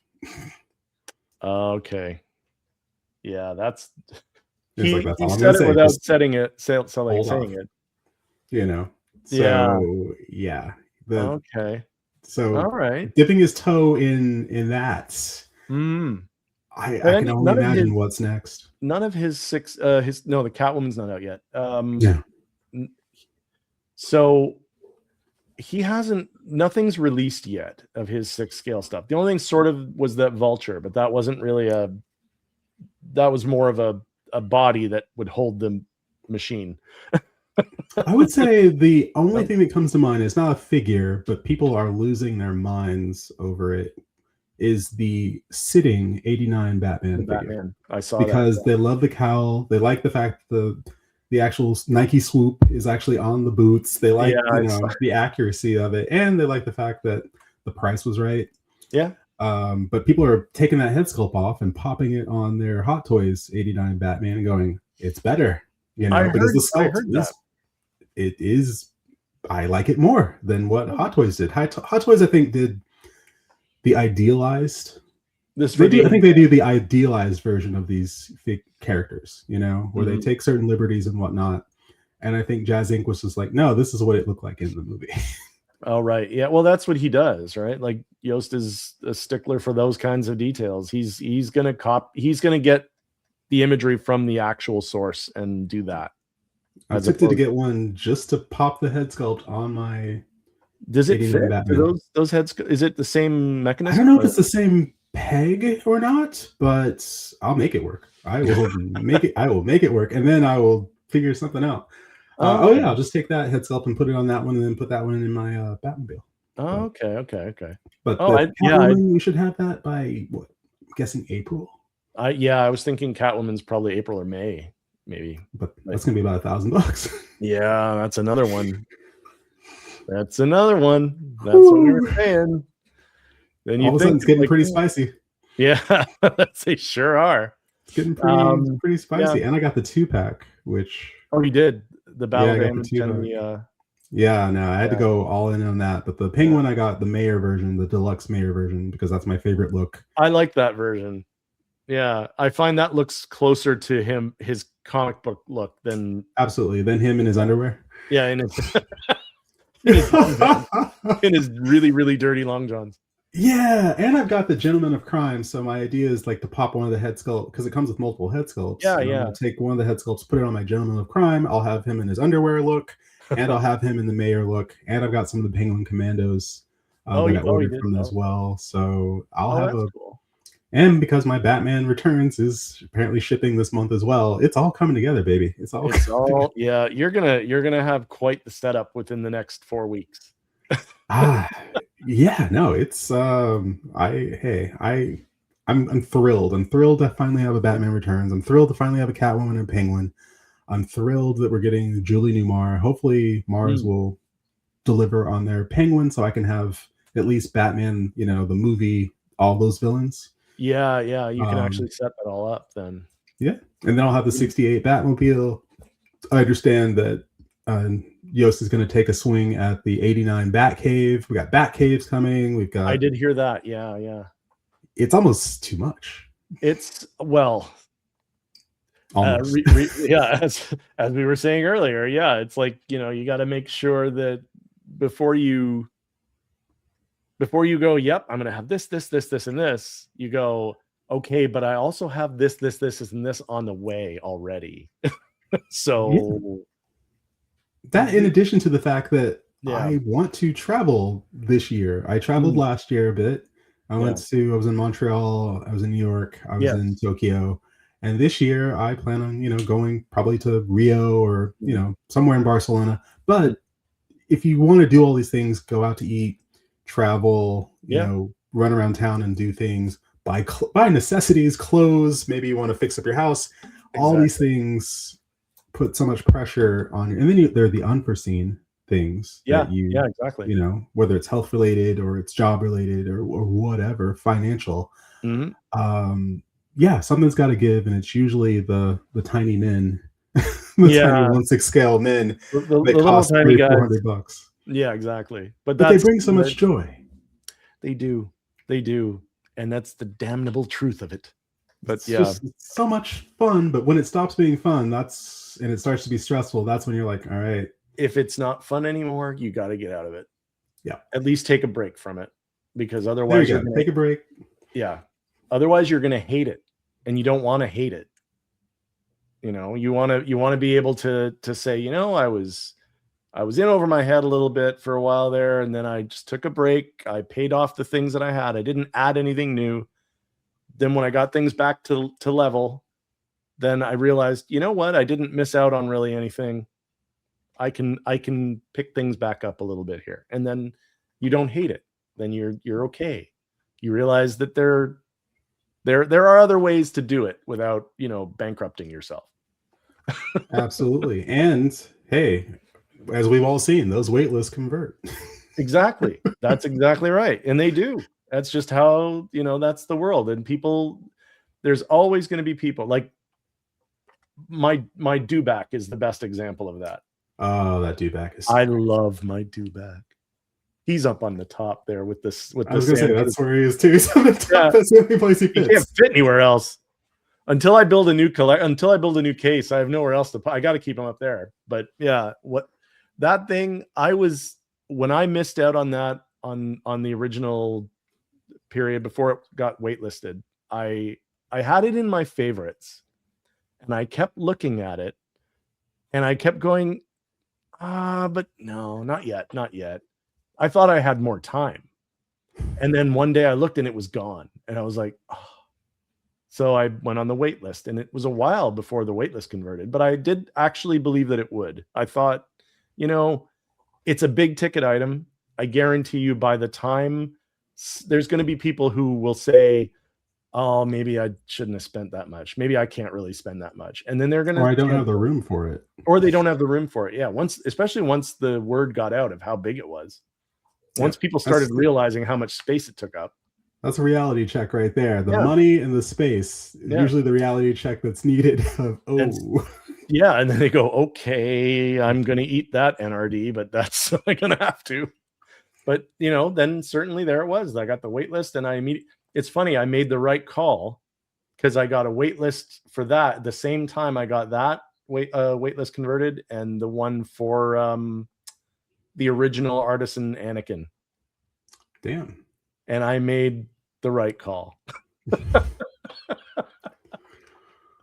I think that Artisan Anakin. Talk about a saga. Talk about a tale of woe. Yeah. Talk about just I didn't, you know, the funny thing is that when that originally got went up for pre-order, went up either the same day or within a day of the Heath Ledger Joker Artisan. And the Heath Ledger Joker Artisan, or that Joker came with, it was an Artisan and a sculpted. Mm-hmm. So you could do either one. And so I went with sculpted because I didn't know anything about this Artisan. I thought the sculpted looked really good. I'm fine with that. I expected there to be a sculpted version of that Anakin when it came out, and they never did it. And so I didn't order it. And then I was like, I wanted that, you know, I really wanted. And then I got the waitlist thing. But then, you know, by that point, we'd started hearing a lot of horror stories about the hair. So yep. In the end, I have a giant pet iguana now. And you waited long enough for them to actually go, here's your sculpted Anakin. Yeah. And exactly. Now I'm getting the sculpted Anakin to go with the Obi-Wan from Revenge of the Sith, and it's going to be awesome. I'm very excited because Hot Toys does really, really good with sculpted hair. They do really well with sculpted hair, and I love it. You just don't have to futz with it. No. And rooted hair, you're going to have to futz with it eventually. Yeah, there's some futzing involved, and although I'm not concerned about that with the Crow. I'm not concerned about that with the Crow. I'm not concerned about that with the Chewbacca because that's just implied. No. But the Crow, I think if you can go for the rooted version, if you can splurge on that, any version of the rooted version, I think that's your ultimate Crow right there. But you can't go wrong with any of them because they're all going to look incredible. But if They you can all look. splurge for that rooted hair, I think that's just cherry on top. Oh yeah, it's literally it's the extra. It's their version of going the extra mile for that realism. That combined with those the glass eyes. That's The glass eyes, the leather outfit, all the accessories. What more do you want from this Yeah. figure? What Exactly. more? You know, and again, is someone going to do this better later on? I dare you. I double dare you. Dare you. Exactly. Who could? I don't even think anyone else has the license for the Crow. And if they did, they'd be like, well, all right, are we going to do this? Can we do it better? Because apparently they already sold. Now, of course, if it starts dropping and people are like, oh, I really wish I had that. Oh, I really wish I had that. Oh, I really wish I had that. Mm-hmm. Then maybe another company would go, all right, let's do the I don't know, Heath Ledger Joker, Joaquin Phoenix Joker, the Batman Pattinson, you know, where it's like, let's release the same figure at the same time. And that's what they do, you know, like they all want to do their version of it that they think is going to outdo the other versions that other companies did. And here's our Anne Hathaway Catwoman, and here's our Anne Hathaway Catwoman. You look and go, okay. Yeah, I mean, one of these things is not like the other. And you can tell. You can tell. But yeah. Well, okay, I'm gonna say this will probably call it because I think we got 2 hours in, so this is a good this was a good first run. I'm glad I got one person on the panel tonight. I got out of my movie. I'm just like, all right, time to, and then stuff happened. I'm like, okay, and then after I sorted out, I did send the link out to Jay, completely forgetting that he was doing his. I think he was doing Best of the Best tonight, but was doing Best of the Best tonight. I think so. I got a notification for it. I think that's what it was. So I did send him that out, but Jay, I forgive you. Thursday night's a pack night. Wednesday night's a pack night. Tuesday, I think the only night that's not packed is like Monday. And I know. I think you're right. The problem for me is, and part of the reason why I did it tonight is because I went through my calendar looking like for my work through my work schedule just to see, and Thursdays are the consistently the most free night I have off of a week. Just because of the way things run with the NHL and the NBA, it's practically a game every night, right? So there's one or the other. But in this case, February is a lot more wide open for me just because of the Olympics. So there's no hockey. And then all we've got is Raptors games, and most of the month they're away. So I have a nice slow February, which I'm actually grateful for because this has been killing me, the schedule, for the last 2 months. But I was gonna say you're a hardworking man. I'm never home because of that stupid job. Stupid job. Why are you buying these stupid figures? Keeping me in money. Oh wow. Okay. Hold on.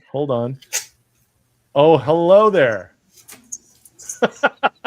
Now the show is classy. And now, well, the class level has definitely raised. My entrance was good. His was better. The difference, showmanship. How's it going, Calvin? I was trying to be off early to be here on time today. That's okay. Work got the best of me. No problem. No problem. You know, I can't not come to a stream without no food. So you know, that don't happen. You should have a segment that's like, "What's Calvin eating?" And we just like that's what's Calvin eating. I mean, describe the food for us. Yeah, when there's a problem. So, but today I'm trying out a new Thai restaurant. So let's see if Did you get the crispy duck? I didn't. I got some pineapple, chicken fried rice, and then some chicken teriyaki and some in a Thai salad. Oh, nice. I had there's a restaurant here in Toronto. It's called Antler. And the guy is a hunter, and his menu is exclusively game, and it's all things that are in season. So the menu is always changing. I had the first time ever I had duck there. I never had duck, never had the opportunity, just never bothered with it, never had it. I still dream about that duck. That was the best thing I've ever eaten. Oh my god! We had a Chinese restaurant that we had duck, and I mean, this is from when I was a kid. And unfortunately, the business has gone under since. But I mean, I used to travel for that meal. Yeah. And I wish I could still find it. They tried to keep it open under new management. It just didn't hit the same. So just new management usually means standards are changing. We're gonna try something different with the menu. We're gonna make it our own. It was a traditional Chinese restaurant. So if you looked in the kitchen, it was like grandpas and grandmas in the back. Like you knew it was like legit. Oh wow! Traditional meals being made, and obviously they aged out. So I think the next generation tried to come in, and they didn't hold up. Like it just doesn't taste the same. Thankfully, there's an Asian grocery store 2 blocks from my house, and anything under the sun you can think of, it's in that store, and they have duck. And the great thing about duck is you cannot overcook it to save your life. You get just no way to do it. It always turns out. So I make like duck poutine. I make my own duck gravy, and yeah. You didn't say duck gravy? Yeah. Oh. I'm coming to Boston, goddamn. It's so good. It's that restaurant that we went there. That was for our it was an anniversary. We went for our anniversary one year, and the first thing they did, because the guy who was the manager at the time was a friend of mine, and so he hooked us up with all these appetizers at the beginning before we actually even had the meal. And there was a charcuterie board that they did with all kinds of different crazy things, but like all cured. So it was all like, like a charcuterie board. One of the things they had, because they made their own bread in-house too. So they made little toast things, and they had a duck liver pate. Ooh. And yes, we loved, this was the first thing we ate there of anything. And it was so good. Literally, the server came over at one point and she's like, "How is everything?" I'm like, "If we could just get a bucket of this, we'll go now. You can turn the table over. We're gone. You can have this table back. You can order. Just give me a whole thing of." It was that good. It was so good. Why do I imagine you like scooping it out like with your hand? Like, oh god. It was, oh, sorry. You know what? It wasn't pate. It was a mousse. It was duck liver mousse. Okay. That's what it was. Yeah, so it was very, very light and well, like a mousse, like, yeah. Well, the mousse like texture, and it was just so good. Oh God. Now I'm getting hungry again. And then they all had duck. And then we all had duck. So, Calvin, we were actually just about to sign out. I've been listening this whole time. Oh, okay. But I will, since you're here, I will ask you a couple other questions that I was asking earlier. Firstly, do you have any designs on that crow? Designs? Are you getting it? Do you have any thoughts about it? So this is my morning. Now remember, I saw it in San Diego. Yeah. So this whole time, I've just been waiting to see what the price was. Woke up. Of course, I had several guys that hit me, said it was available. I was like, cool, bet. Saw that price, that down from direct. I said, not today. Then I got busy getting up for work and didn't even think to look for Sideshow. And all of the, who knows how many chats I'm in, I happened to see a discussion say, the exclusive just waitlisted. I was like, wait, oh, shit's on Sideshow? Yeah. Bet. So looked up, 10% down. Payments don't start till next December. Yeah. Said, go to this for me then. I'll wait list. Somebody will let it go. An hour later, got that conversion. Yeah. So those conversions all happened really quick. That's what happened with me. That's what happened with Chris. Same thing. It was like the conversion list just out of nowhere. And literally within an hour or 2 hours after I noticed it. I thought I was tripping. I was like, man, it'll never be that fast.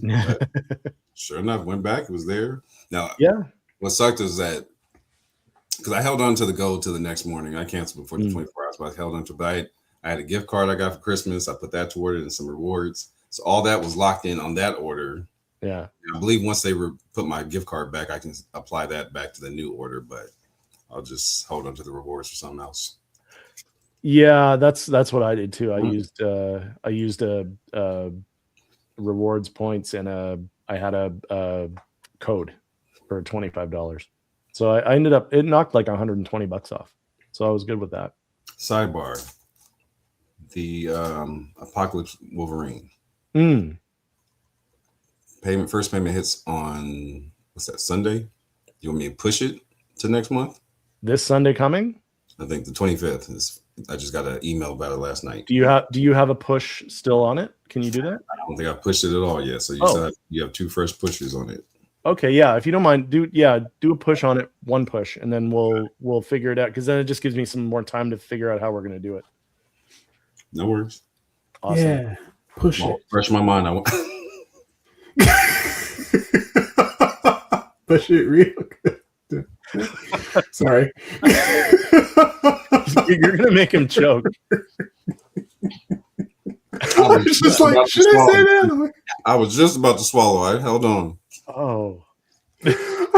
Otherwise, it would have been trapped up here. I'm like, nah, I gotta get that out. Let me say it.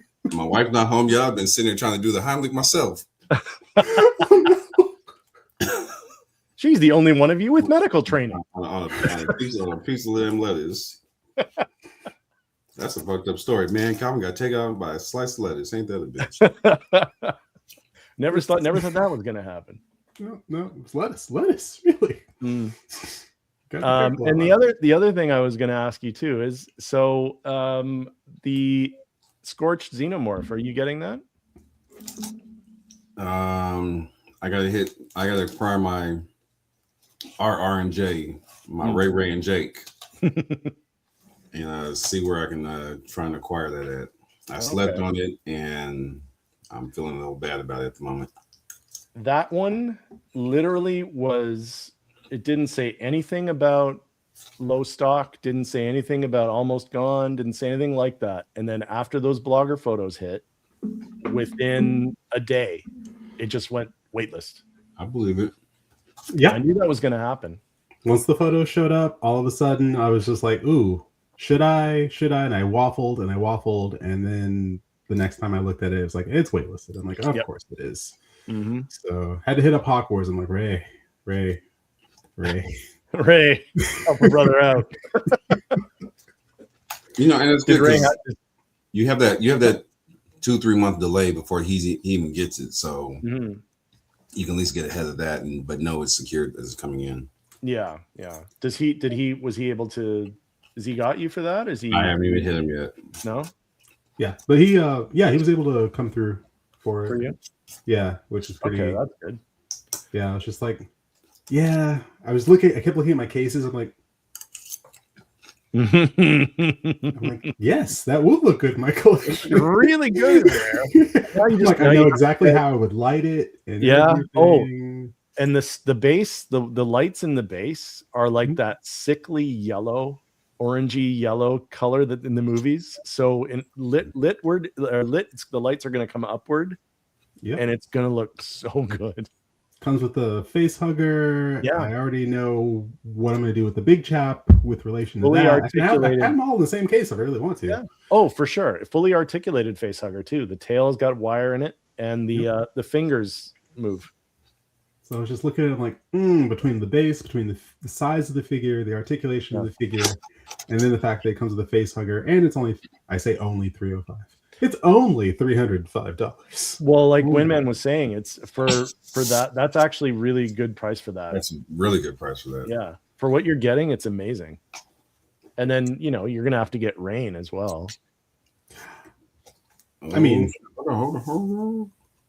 Oh, is she gone too? I did check on her shortly thereafter because I was just like, oh, is she going? I'm still salty they didn't make Andy, but I feel like they're gonna wait for the second movie and do that. I wish they would have done one for this, but they might. He's going to be a main character in the next one too. So Yeah, I mean, I was hoping that we would have gotten. I mean, we probably would have gotten half an Ian Holm, but I'm DX guessing with maybe half for Ian Holm. for the Alien movie, if they do a Ripley, then do an Ian Holm. Do that. That would be the time to do it. Yeah. That's probably a good idea. So, I mean, I think people would certainly. He's absolutely. I mean, spoiler. He's the villain of of the first and second. And now this one. And yes, he's quite villainous. I mean, I guess Weyland Yutani is the real villain, but corporations are the real villain. Of course, he's only doing his job. Yeah, he's a company man, so to speak. Yeah, that's right. He's a company man. But yeah, so that's that was everything. That's what we were.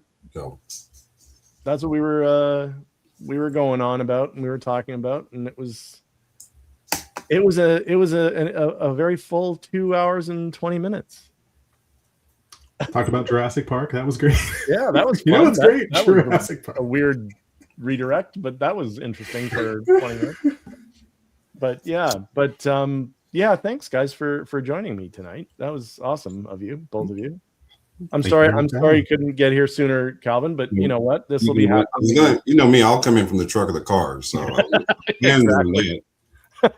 So you can blame Samsung for that. So okay. Everybody knows about my fancy schmancy refrigerator. Yes. It decided to take a dump on us last week. Oh no. Luckily we have another one we have another fridge in the garage, so that's holding us over. But had a repairman come over, $2,000 for the compressor. I said, "Excuse me, you can go.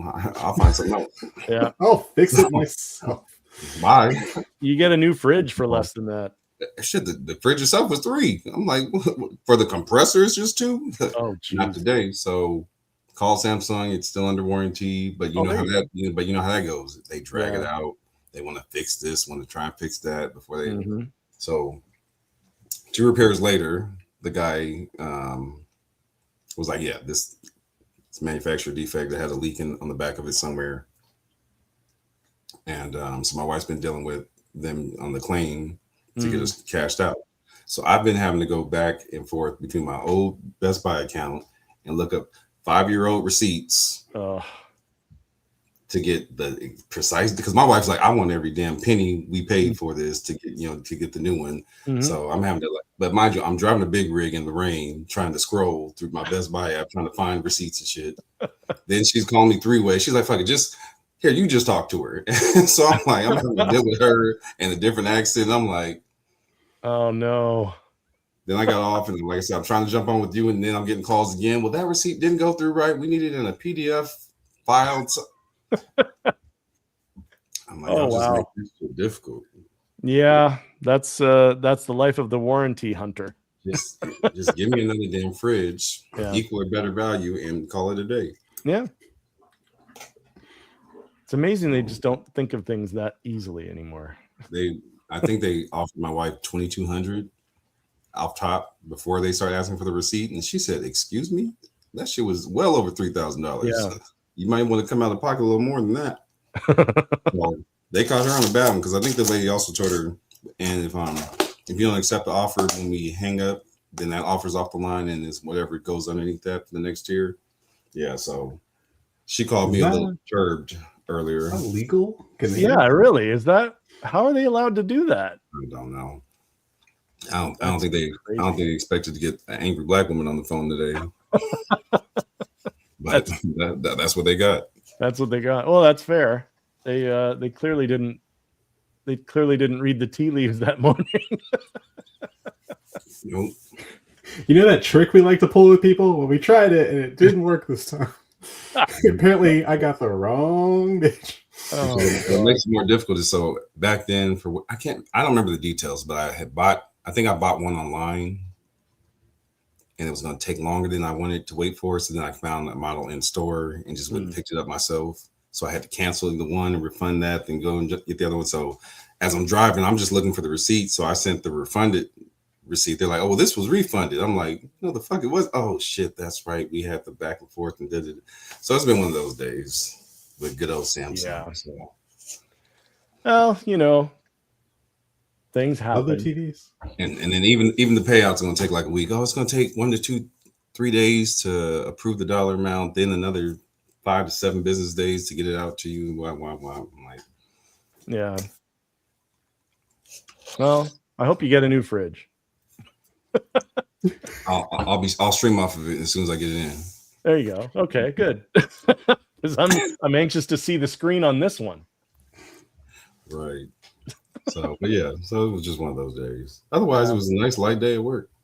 Hey, there you go. That's all right. Yeah. I didn't do anything today. I was off today, so I was happy.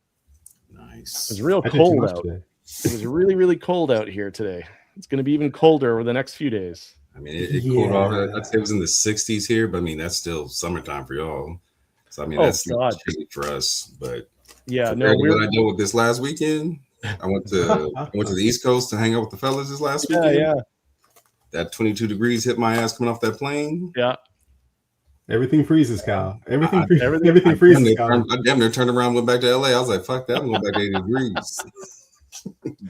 Well, it's going to be minus, what did they say? Did you just say minus? Yeah, well, Celsius here. Okay. Celsius, it's going to be negative 25. Still, that's still real negative. cold. I don't care if Fahrenheit, Celsius, it's all the same to me. It's like, negative. That's cold. Like over half the country here is going to be like in like subarctic. Yeah. You got on Saturday, a high of 13 and a low of 2. You got Blue and Beam talking about it's negative 15 in Minnesota. I said, I'll visit y'all in the summertime. I'm not coming. I'm not doing it. Hey, the cold weather, it keeps out the bad people. Prince said that. That's true. That's true. Yeah. He did say that. And he knew. But anyway, I'm going to let you guys get on with your lives tonight. But again, thank you for both of you for coming in. This was great. I was really had to catch the first one, man. Had to. Come on. Oh, well, I appreciate that. Thanks so much. Thank you. Thank you for having me. No, I absolutely. I'm always happy to have other people to talk to that isn't just reading the chats as I'm going along. So that's always good. But in the meantime, I'm going to follow Lael's example. Chris, what do you got coming up? Oh, I got a ham sandwich because I haven't had dinner. Excellent. Yet. Yes, it's going to be fantastic. I still need to unbox this Bad Larry. Oh, you got it. You got it yes. in. I'm still waiting on mine. All troops will debauch for ground assault. Oh, awesome. Prepare to target the main power generator. Yes, Empire Strikes Back is the most amazing Star Wars thing ever. Yes. Andor Season 2 is the second most amazing Star Wars thing ever. Fight me, nerds. But thank you. Thank you for having me.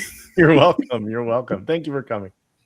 And Calvin, it's been short and sweet, but what's your rest of your next few days doing?